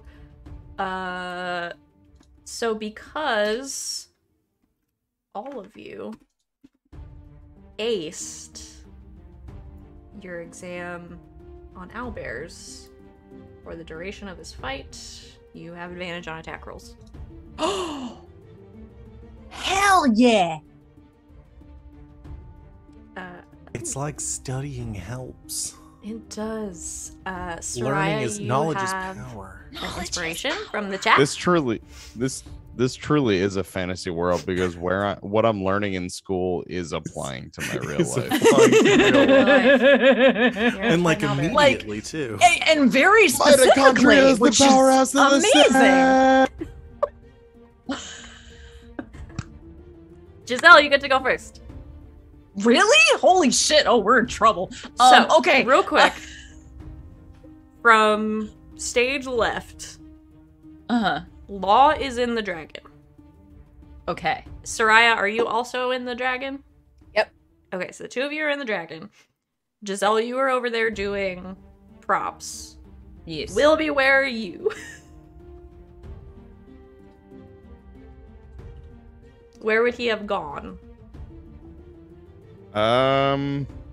He was probably watching like excitedly from just backstage. Okay, so you and Giselle are Yeah. both like in the wings right there. Yeah, Okay, yeah. that was- He would want to watch the show for sure. Okay, so Willoughby and Giselle just off stage in the wings. Law and Sereia on stage in the dragon, and then coming from stage right, running at you is the owlbear. So Giselle, you get to go first. You're about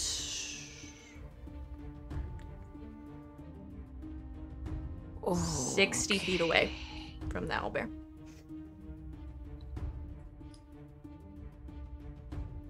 Do I go straight with the staff, or do I actually let us play around a little bit, see if anyone dies, and then do it second round? I mean, You toy with our enemy, or do you move it? I mean, no. Play with more... your food. I mean, more. She'll look at all of you like, do you want me to kill it right now, or do you want to take a shot at it? There's also a crowd of people here. If you cone of cold. No, I wasn't going to do the cone of cold. Sereia Law yells pushes from the inside, roar button. Just don't murder That's a free action. everyone. Roar button is free action. The roar Perfect. button's a free action. Okay.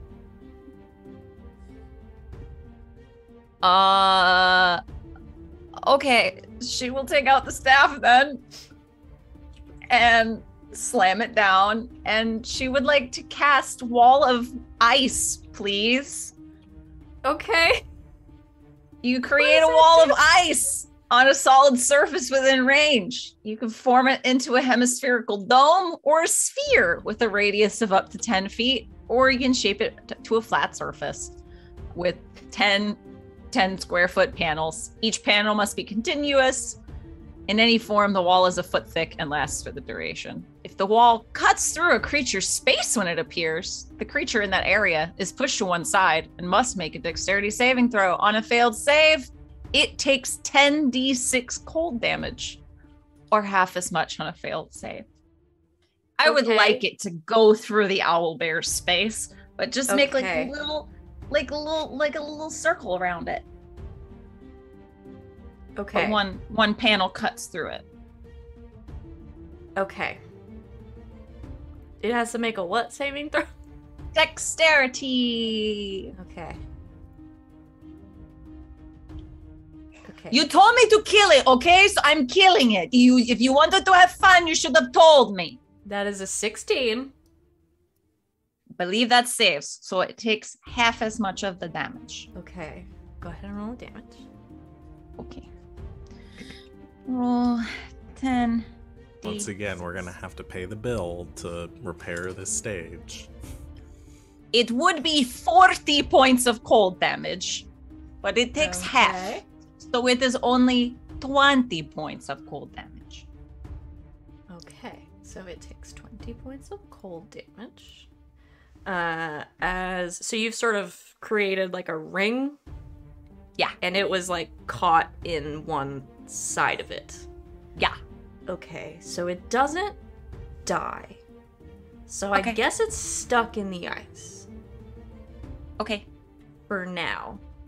It sort of like caught it. It did some damage and then kind of like formed around it, I guess. I get that's how Wall of Ice works in my brain because I don't know how to justify that otherwise.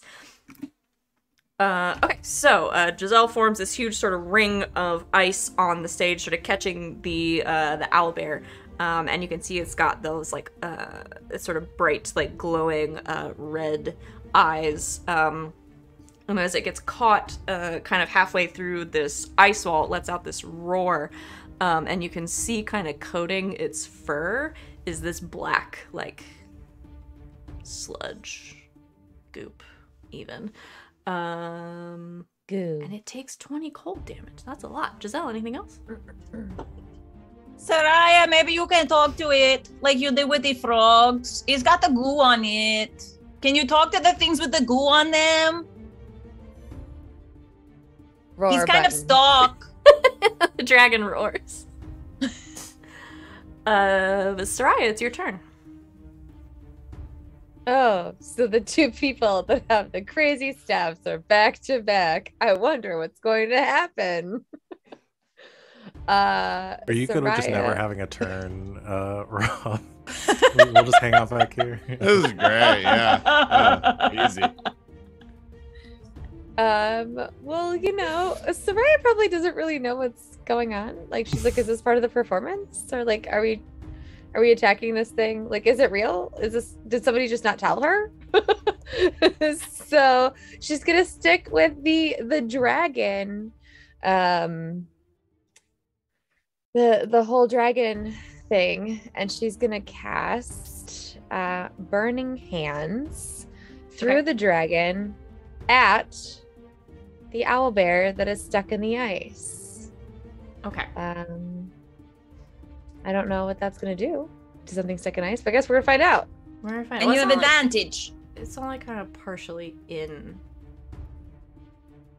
the ice. Does So a it makes a 15 hit? save, right? Yeah. So it is each creature in a 15-foot cone must make a dexterity saving throw. A creature takes, because I'm casting it at second level, 4d6 damage. Okay. I'm gonna have it make the So- save with disadvantage because it's trapped in ice. Ooh. Bira has good rolls. That's a 17. And be So wrong. I think it takes half. Yes. Okay. Half as much damage on a successful save. So since I rolled 15, we round up, right? So 7? Yeah. So 8. Sure. Okay. 8 sounds good. 8 plus 7 is 15, right? Yes. Someone help me. Someone help me. I don't like to do math. Okay, so it'll take 8 damage. Yeah, so you shoot this fire sort of out of the mouth of the dragon, and it catches the side of the owlbear, also melting a little bit of the ice around it. And it starts to try to wiggle free. Anything else? Nope. She's still not sure if we're in the middle of a performance that nobody told her about, or if we're actually attacking this thing. So she's just going off of everybody Sereia, else's it's- cues. Covered in goo. Talk to it. Sereia. Roar button. Sereia. Sereia.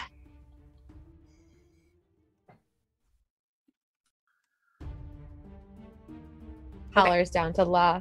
Is this something you forgot to tell me about?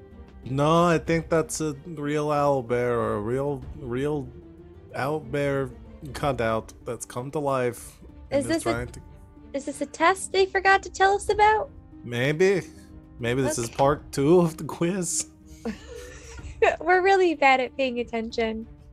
I missed that part. I fell asleep at the end of class. I was drawing a tree. It is the owlbear's turn. It's gonna use its turn to try to get out of the ice. I'm gonna have it make a check. Since you melted some of it, that's a 21. So when the piece of ice that is surrounding it starts to melt a little bit, the owlbear uses this opportunity to sort of thrash to one side, and you see a crack form in the ice, and a piece of it sort of breaks off, and the wall that side of the wall starts to crumble a little bit. So some of the ring is still there, but this sort of side of it has crumbled. It's like more like a semicircle now, and it sort of breaks free and shakes off some of the ice and water that is on it, and starts to lumber toward the dragon. But that's gonna be its action. I don't think it gets bonus actions as a bear. No, it doesn't. So that's gonna be its action as it moves towards the dragon. Law. That's me. What are the stats for the dragon that I am operating? Bruh, I How don't do you know. work? Well, here's what I would like to What do you want? You tell me what you want to do. Yeah. Here's what I would like to do. I would like to I'd like to crane game this using the mouth of the dragon to grab the owlbear and to hold it in place. Okay, so you want to try to grapple it. I'm going to try to grapple it with the dragon to try to alley-oop this for Willoughby to come in. Okay, I'm just going to base this off of how... I'm going to use your stats and base this off of how sturdily you were able to build this thing. So, what do you roll for? What would you roll for like building shit? It's like do you have like a tool set or something? Tinkerer's tools with like. That'll do it. Okay. Would you say this is more? Can I use my intelligence with it? Yeah. Okay. I will do that then. That seems fair. All right. Do I have it? I don't have it. This was on how I built the dragon, not me fighting the owlbear. So I wouldn't have advantage here. No, because this is... I don't think I'm calling this an attack roll. Okay. This is more of a check. Sure. Well, that's a natural 2025. Shit. This thing is indestructible. It is a perfect dragon. Law said this is gonna last until our children's. No one has built a better robot dragon. Nobody's ever built a better dragon. Ever. Built this prop will still be here for hundreds of years. Law tough. That was a dumb joke. Don't laugh at that.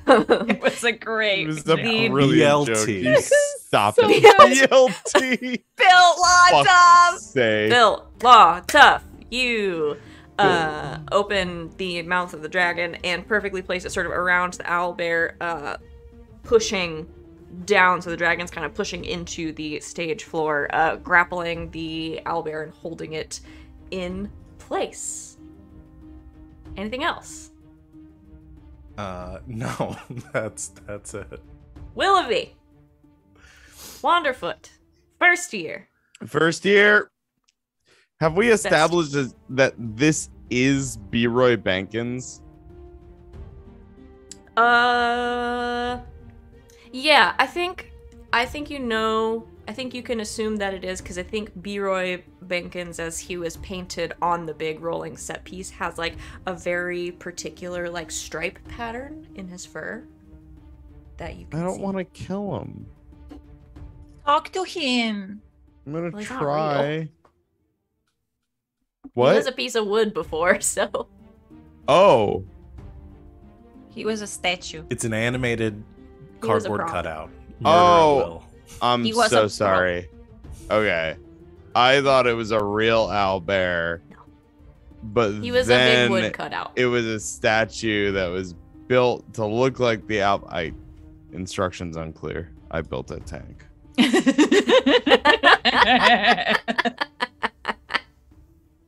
Can that get on a shirt, please? Well, I mean, I Instructions can't unclear. take credit for that. That was Z in the chat. I was checking. Yeah. But so no, he was a Okay. big sort of like Got it. wooden cutout. I That was don't know obvious. why I got so hung up on That's okay. B. Roy Bankins, maybe because It's an because I amazing named name. him. Because You named him, and Never name therefore it. I didn't want to And then hurt you got it. attached. Yeah. Yeah, so seeing the alley-oop maneuver being set up, we have no choice but to fucking swing. Is anybody in like immediate danger in front of this thing currently? Immediately in front of it is the dragon. Okay. When this happened, there was nobody else on stage. They were sort of rolling out Okay, the great. owlbear, and Law and Sereia were bringing out the dragon. So just your buddies that are inside a big tank, apparently. Okay. Apparently in an indestructible As- mechanical dragon. As built a by bonus law. action, I will then cast Shield of Faith on myself. Fair. For fear of what would happen if I didn't. One of the only times Willoughby will ever cast it on himself. And And yeah, I'm just gonna go for the swing. Okay. Try to ungoo this thing. And you do have advantage. Oh boy, do I. All right.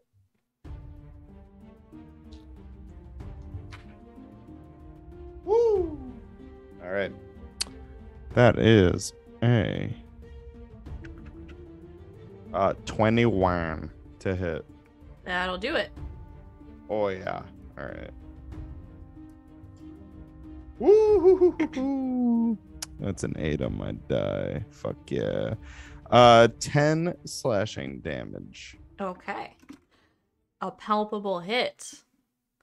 As you swing. What kind of sword does Willoughby use? He got a little long sword. A long sword. As you Yeah. swing your long sword, you connect with the side of the corrupted owl bear, and a spray of goop goes shooting across the stage.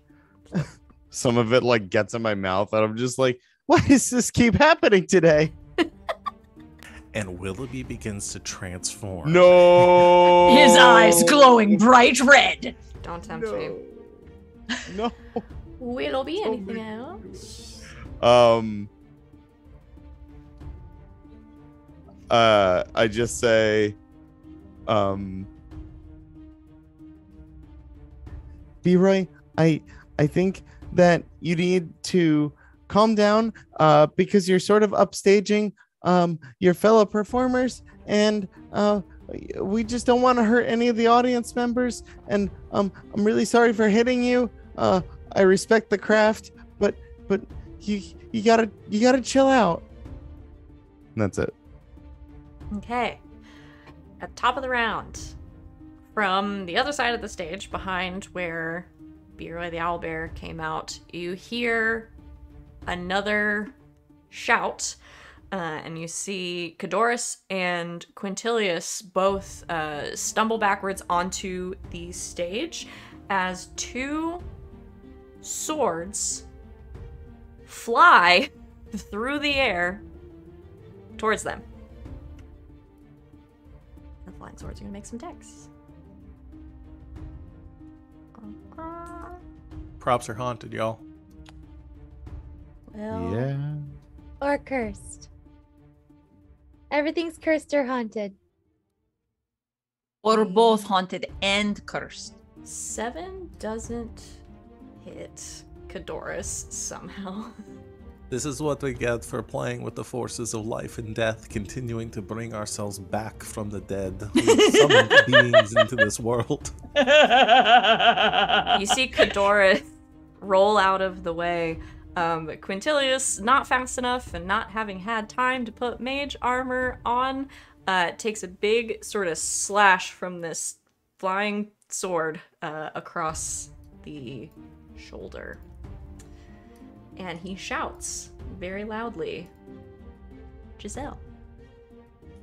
Save your boyfriend. He's not my boyfriend! And then she goes running in that direction, giving the owlbear a wide berth if possible. Sure. If I need, I don't know if that's too far. I can use feline agility to double my speed if I need to make that distance. It depends on how far you want to go. I feel like I did my best with the owl bear. I will leave that now for the dragon. But I will go protect the screaming children over here. Yes. And yeah, she'll jump in front of the people getting attacked because yes, she's got so much armor. Okay. Not really at all. I will, however, I will do some meta magic and I will twin a witch bolt and I will shoot both of the flying swords. Okay. Go ahead and roll your attacks. Okay. Oh, okay. So that is it's plus 6. So 1 is a 17 Okay. and 1 is a 26. Okay, those both hit. Woohoo! The first one takes 11. Okay. The second one takes 11. All right. As Giselle shoots 2 bolts of witch lightning at the swords, they both impact, taking some damage. Anything else? Get up.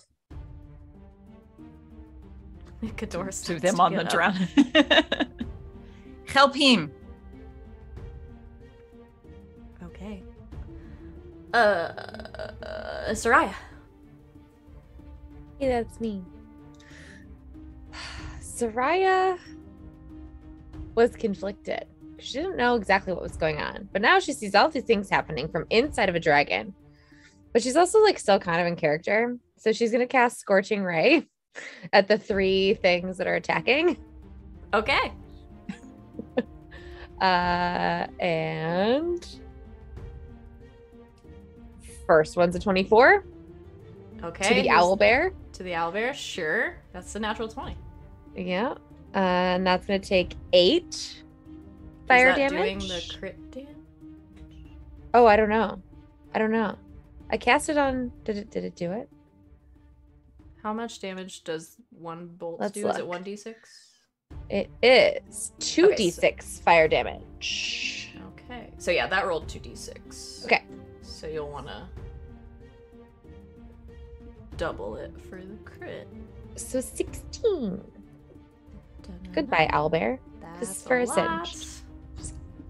Okay. I don't know if it's And goodbye. then And then the next The one. swords? It's only a 10. Does that hit a sword? It does not, unfortunately. Okay.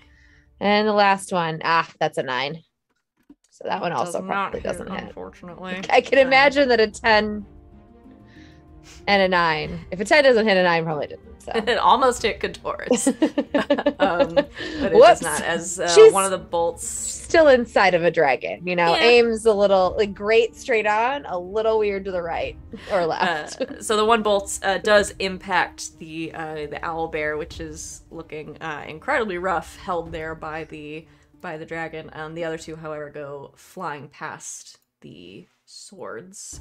It is Leroy Bankin's turn, and it is gonna make sure it knows what grappled does. I just think it keeps it from moving. Yeah, it's just speed 0. Okay. I always mix that one up With restrained. with restrained. Yeah, same. So it is gonna try to attack you, Willoughby. Because you're right there. It is going to first try to snap at you with its beak. Does a 21 hit you? Yeah. That is 6 piercing damage. Okay. I rolled like shit. And then it is also going to reach out with its claws and try to slash at you, and it's gonna roll a natural 20. How do you keep getting crit on? You can't keep doing this, Savvy! He's always there to get hit, is the thing. I I don't know Our how this sweet is boy! happening. Our sweet boy! I'm gonna roll the damage, hold on. No, I rolled like shit. Okay. So that is 10 slashing damage. Okay. I will quote Savvy from 12:38 p.m. this afternoon to Rob. I feel confident you will not be one shot tonight. And I was correct. They were right. I was not one shot tonight. No more skeet shooting, Ellen. Also didn't think maybe Willoughby was gonna end up 1v1ing an owlbear. You're Oh, do you Fine. even know him? but Willoughby the chat has redeemed you some healing. Aw, Oh, yeah. thank you. So you can heal a 1d10. Oh boy. And that's all the owlbear Here I can do go. also. 7. Thanks, chat. Nice. Law. Okay. So that's all beer. Everything relations is can still up. Everything is still up. Okay. I'm gonna try to help with the owlbear. Because Giselle's got her boyfriend protected, I feel like. He's not my boyfriend. So Law opens up the hatch on the back of the dragon to stand up out of it. The armor like unfolding down their hand again. This time a little bit like darker, kind of sleeker as they activate infiltrator mode on their armor. And it begins to charge and spark with lightning, and from the palm, like it begins to glow in like a bluish tint, and a blast of lightning comes shooting out 90 feet. Assuming I'm within 90 feet of the owlbear. Yes. Okay. It's gonna try to attack the owlbear with it. Once Okay. again, I'm going to do an epic description and probably miss. You have advantage. God, Yeah. man. I do have advantage. That's right. If it's an attack roll. It is an attack roll. So, with advantage, it's 13. That's its AC. Oh, perfect. And that is 8 points of lightning damage because it takes an additional d6 Okay. for the first thing I've hit this turn. Okay. As you fire this lightning blast out at it, it looks pretty singed and extremely injured. Anything else? For my Singered even. Singered. Singered. For my bonus action, let me double. God, we haven't done enough combat for me to remember how any of this stuff works. I think it's a bonus action. Yes, I'm gonna use my bonus action to tell Dutch to command Dutch to do the same thing. So, Okay. little robot frog comes popping out of Law's backpack and kind of like flaps up a little bit and does another like launch of this like force projectile like ribbit straight at the owlbear as well. Okay. Make an attack roll. Dutch. I assume Dutch does not have advantage because did not take the test. No. That's a 19 to hit though Damn, for Dutch. You know. For 6 max damage, 6 force Okay. damage. Yeah, it lets out another small blast, which impacts the side of the owlbear, who's Dutch really didn't struggling. take the exam, but he understood the Yeah, assignment. understood. He was built law tough. Still a lot. BLT. Anything Everything else, now Law? has a little BL. Literally, because it's true. We built it. BLT. Anything else? No, that's the end of Law's turn. Willoughby. Just shuts the hatch. Just nods and shuts the hatch. We'll be hurting, but hurting less now. So therefore, no, it is an action. Okay. I won't lay on hands on myself. Let's just fucking swing, dude. Okay, you have advantage. Oh my god. Okay. Thank God for advantage. 16. That'll do it. Oh yeah, I'm sorry. You said its thing was 13. Okay, that's a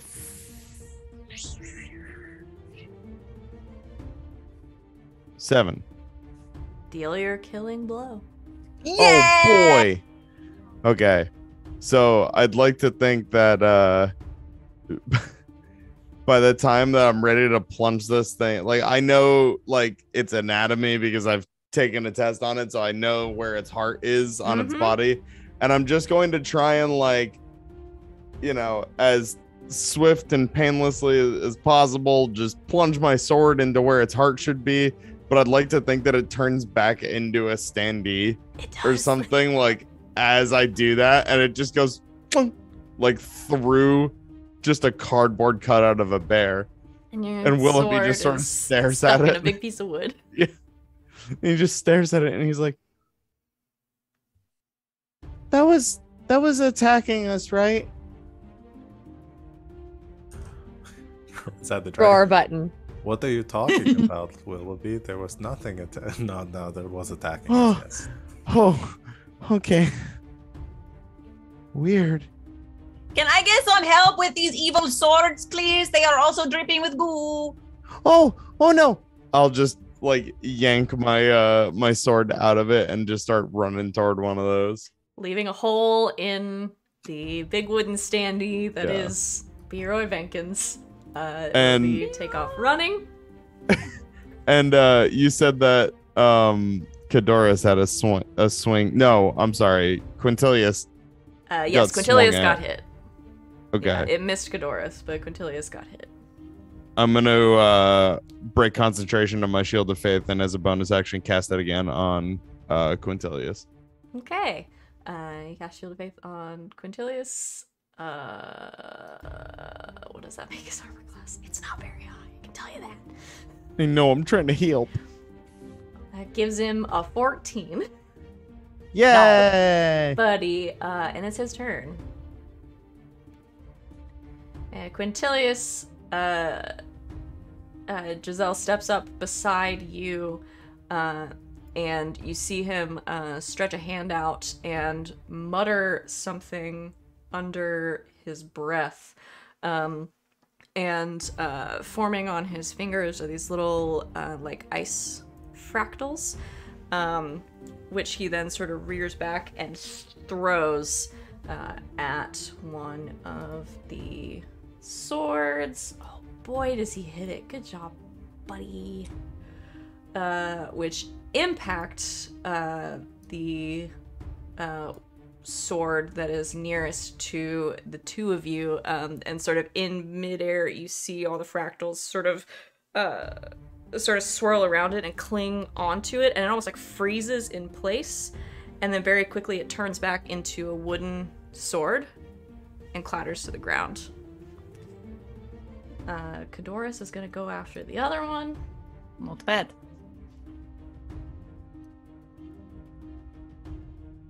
Make your attacks, please. That misses. That one hits. And Cadorus stands from where he is, and from the other side of Quintilius, you see him put both of his hands up and sort of start to form a sort of a circle with them. He kind of like draws this glowing green circle in the air that you can see is sort of filled with like runes, like different runes that start to move and turn, and then the circle breaks in half into sort of two pieces, and each piece lashes out like whips at the sword and tries to wrap around it. One of them misses and goes past it, but the other one knocks into it, sort of sending it spinning and flying backwards a little bit. Which is gonna make it the sword's turn, and it's gonna have to use its turn flying back towards you guys. Because he sent it flying with an exponential lash, which is a cool name for an ability. Giselle, it's your turn.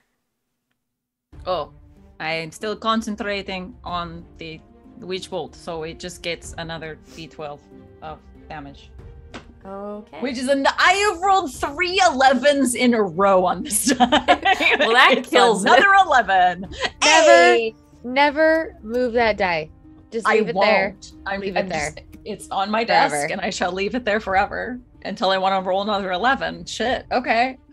And the other sword turns back to wood and clatters to the ground. Success. You have done it. There is uproarious cheering from the crowd.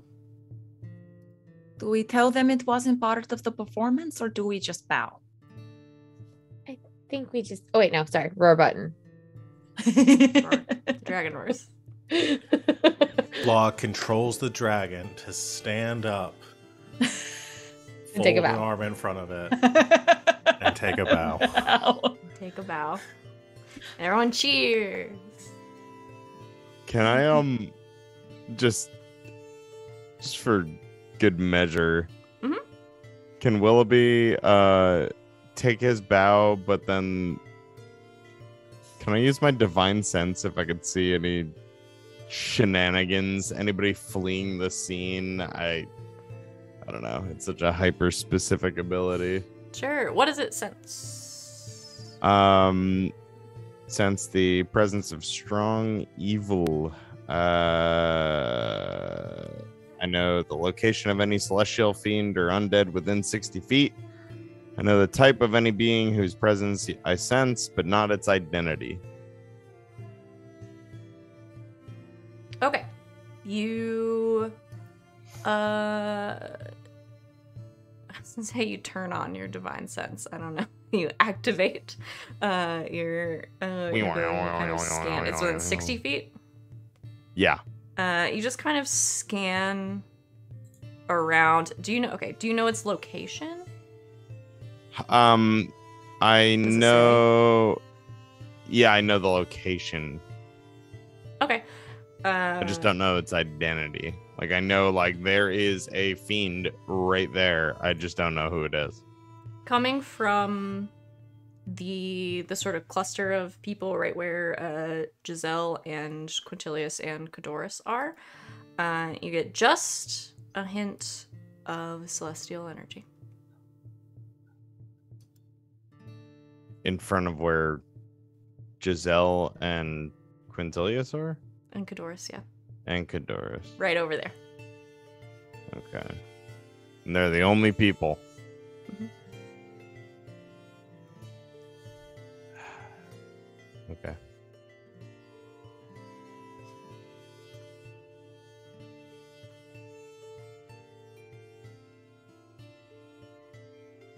Okay. From the other side of the stage, you hear footsteps sort of running on as a professor approaches you.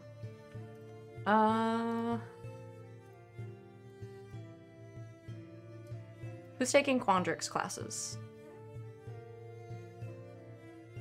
Law. This is one of your professors. Their name is Mira Therosis. They are a sort of very tall, very thin elf with sort of long, like very light red hair, almost orange. They're a professor of substance. Always sort of very well dressed. They had been in the crowd and are sort of realizing what's going on. Make their way up on stage and sort of makes a general statement thanking everybody for coming and encouraging people to sort of file out, and then they make eye contact with you and sort of make their way over. Are you all right? Roar button. No, I'm just kidding. Willoughby, I think, got hit, but and Giselle's boyfriend. He's not my boyfriend. Sereia is healing them both. Oh, okay. Yeah, I was gonna say I will do that if it is not being done already. Okay. By the looks of Willoughby your gets 7, faces- Quintilius gets 4. Okay, Quintilius gets 4. He's mostly healed. I will heal the balance with my lay on hand. You heal him, and his shirt's sort of all torn up, but he's okay. No major harm done. And Professor Therosis just kind of looks at all of you and says, "By the looks on your faces, I'm gathering that was not a planned part of the show." No. No. Well, the dragon part was, but not the owlbear or the swords. Right. I don't know any owlbears personally. I'm just excited I got to combat test the dragon. I wasn't expecting to get to do that so soon. It really worked better than we planned. Well, all of your responses were very impressive. This is literally the fourth time that something has attacked us. We just sort of expected at this point. So I hear. That's why Lob built the tank of a Hmm. dragon. Yeah, And- there have been a lot of strange goings on these days. So I've heard. That's why I sat myself so close to the stage, just in case. But it seems you all didn't need me. No one died this time. That's an improvement. Thank goodness. Well, if you could perhaps keep what actually happened to yourselves. Don't want to frighten Why? anyone. We don't want to frighten anyone more than they already have. And if this incident is related to the rest that have happened around campus, It is. They were all covered in goo. Professor Lang assures me that the problem is well on its way to being fixed. Oh, yeah. We fixed the problem in the Sedgemoor. But she said if things already had the goo on them, then they will not be healed. It just won't make more things with goo. But the bear was not. The bear was a cardboard cutout only like an hour ago. Someone must have a supply of goo. It's like they opened a chamber of secrets. And they're going to have to send all the students home. Sorry.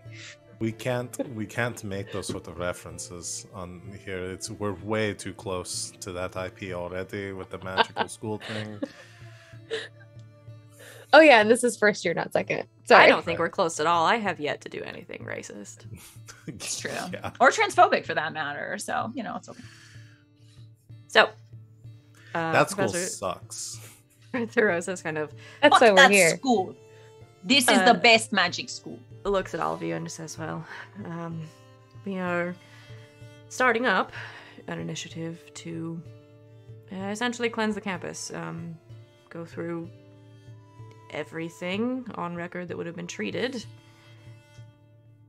and make sure it gets retreated. So it's going to take some time. In the meantime, if you find anything that has been corrupted, if you could let myself or Professor Lang know, we would be grateful. Should we let you know before or after we have to fight it? Well, hopefully you won't have to fight anything, but if there are any more incidents, please be careful. Oh, and here. They unclip the cloak that they're wearing, which is a little bit threadbare, but still pretty nice. They're swinging it around, fold it up, and hand it to you, Willoughby. Oh. Thank you. You seem to find yourself in more than your fair share of injurious incidents. And I quite enjoyed your performance, so consider it a gift. I'm having a new one commissioned anyway. Oh, thank you. Yeah, I try to protect everybody I can. Well, that should help you protect you. Just a bit. He's died twice. So I hear. Let's not make it a third time. We'll be wonderful. Now, you all should go get cleaned up. Again. And, well, have the day off tomorrow. Yes. Okay. A long weekend. Okay, There you thank go. you. Good night. Can I check on my not boyfriend? Yes, Willoughby has healed him the rest of the way. The shirt's kind of torn on one side, but he's unharmed. Might It scar a probably little looks bit. dashing because he's Like that type of perfectly person. torn. God Yeah, damn it's it. perfectly torn right here. Just get a little bit of the pectoral, like A little bit of blood still on the shirt. Yeah. It's not fucking fair. Glistening in the sun. Yeah. Oh, you look okay. Yes, I'm okay. Need a new shirt, though. I liked this one. I need to learn either the mending or the what is the one where you can clean things? Prestidigitation. That one, yes. I need to learn those. I could probably It's teach you. important. Could you teach me the prestidigitation one? Well, I can try. It's fairly simple. Okay, good. We get dirty a lot. I don't like it. You all tend to attract trouble. We did nothing.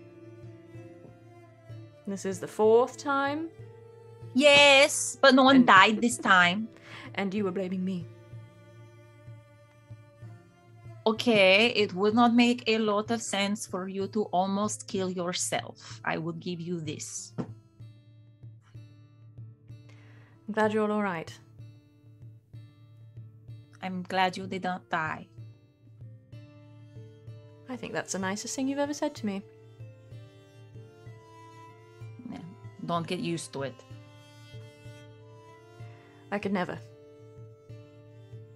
You won't let me. Keeps you on your toes. Cadoris is behind him and dusts himself off. I'm all right. Oh, good. I'm Hi, okay. Dolores. You did not get hit by the sword, right? No, I did not. Good. He walks away. Okay, Can bye. we come over there, or are you kissing? What? We are 3 feet from each other. How Of would we course be not. kissing? We would not kiss. All right, then I Oh. need you to move. The dragon has to be like right where you're standing. Right. Okay. They do the uncomfortable thing where they like move out of the way but are too close to each other now and just sorry. It's all right.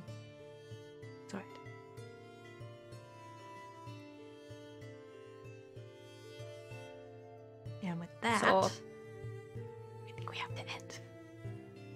Okay. Unless you want to say a final word.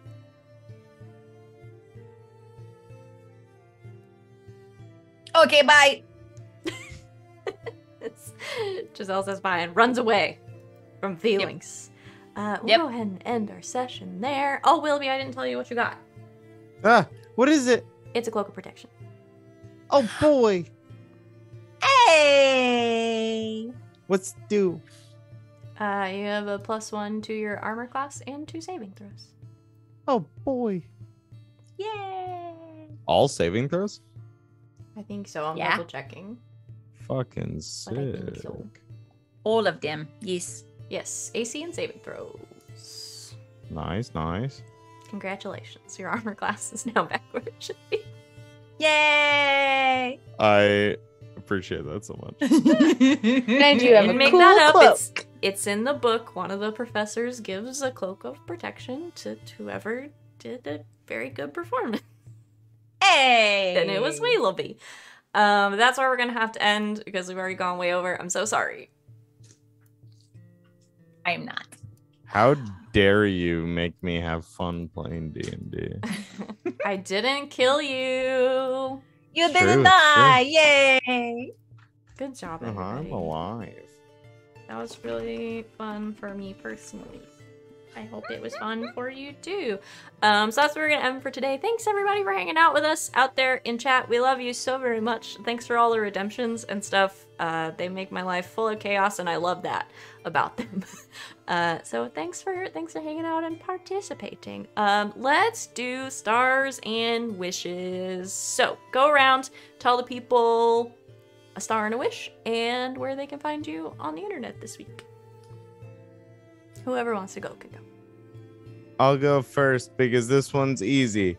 Fucking sick dragon law. You did it. I enjoy that it like was not only a prop but used actively in combat, and You it guys makes asked very me for a happy. kaiju battle, and you were gonna have to fight an owlbear anyway. I love it. Thank you, and I'm going to be advocating to Savannah for the next week that I get to use this all Shit. the time. Oh no.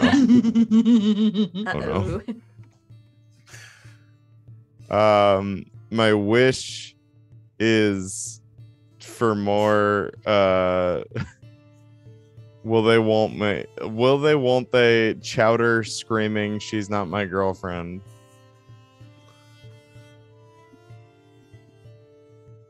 I love it.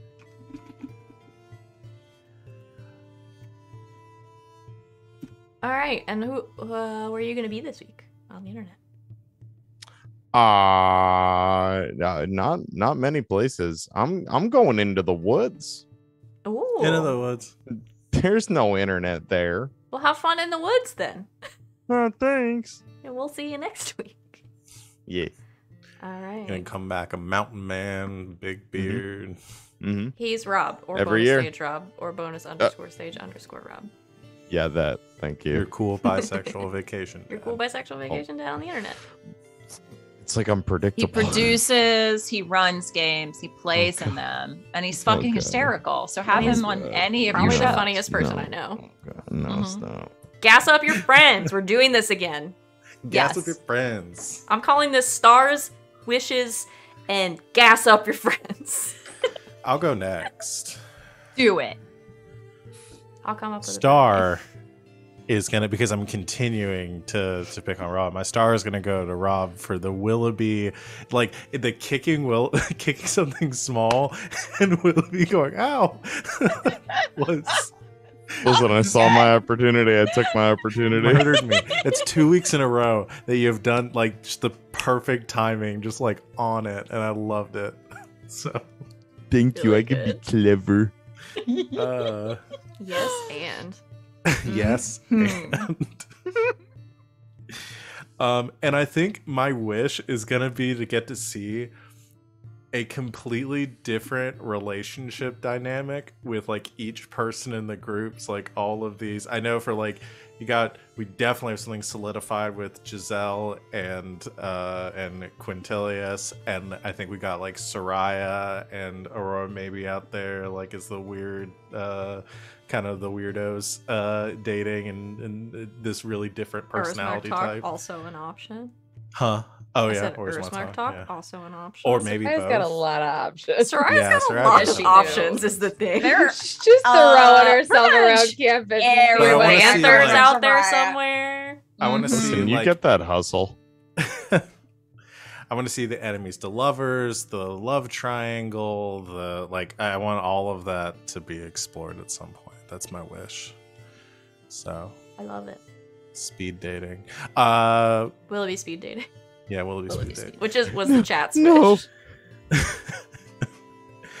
And where you can find me, I am here almost exclusively. I did get permission because I hadn't at the beginning of the stream. Yay. I'm going to be joining the crew on Sundays over on LB Hackmo's channel when they move over to D&D in a few weeks. So I will be there playing a brand new character. We're all and it's very gonna excited be to meet a them. lot of fun. So I can officially say that now.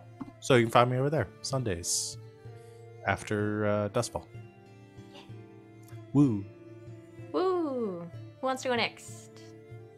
Ladies. Go. Well, for tonight, this is a hard one, man.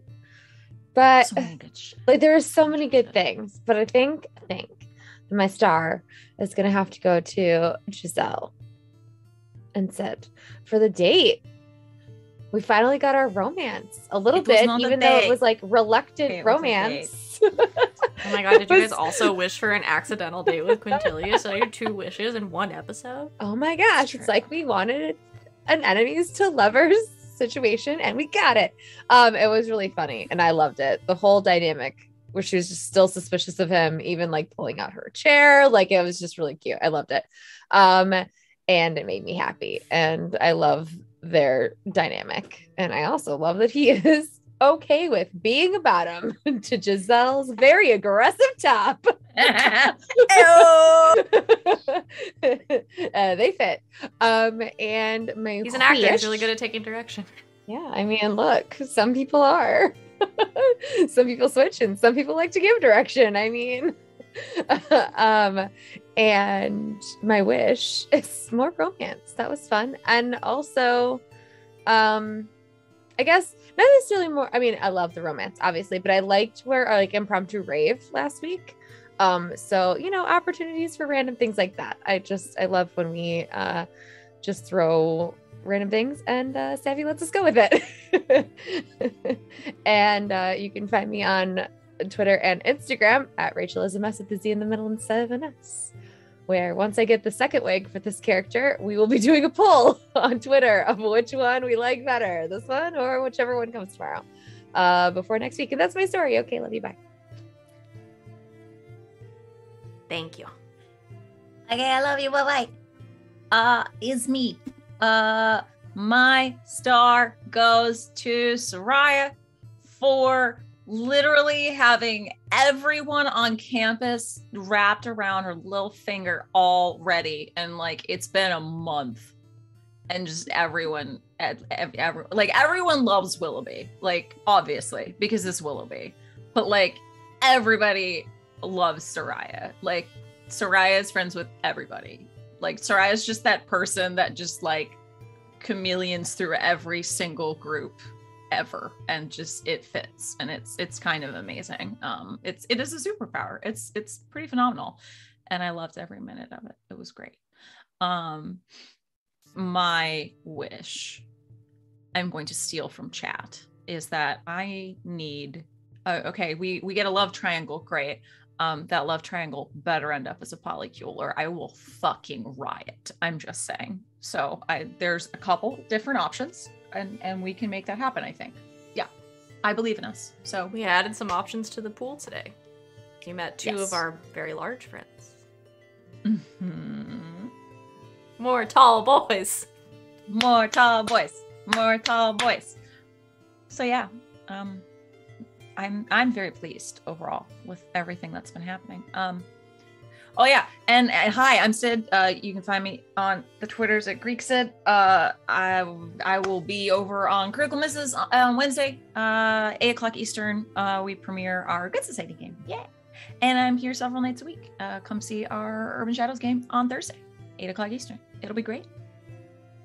That's me. That's everybody. Thanks everybody for joining us. I've been your Dungeon Master. I'm Savvy. I'm at Savvy Seaworth on the internet. You can find my streaming schedule pinned to the top of my Twitter page. Join us tomorrow for, I believe, Escape Velocity. I said it at the beginning, and now I've forgotten. It's that one, right? Yes. I've had a lot of stuff in my brain today. Yes, join us tomorrow at 8 p.m. Eastern Time for Escape Velocity, which are new Stars Without Number game, and our regularly scheduled shows for the rest of the week. We've gone way over time, so we're going to go away now. We will see everybody for another episode of this next Monday, but until then, good game and good night, Internet.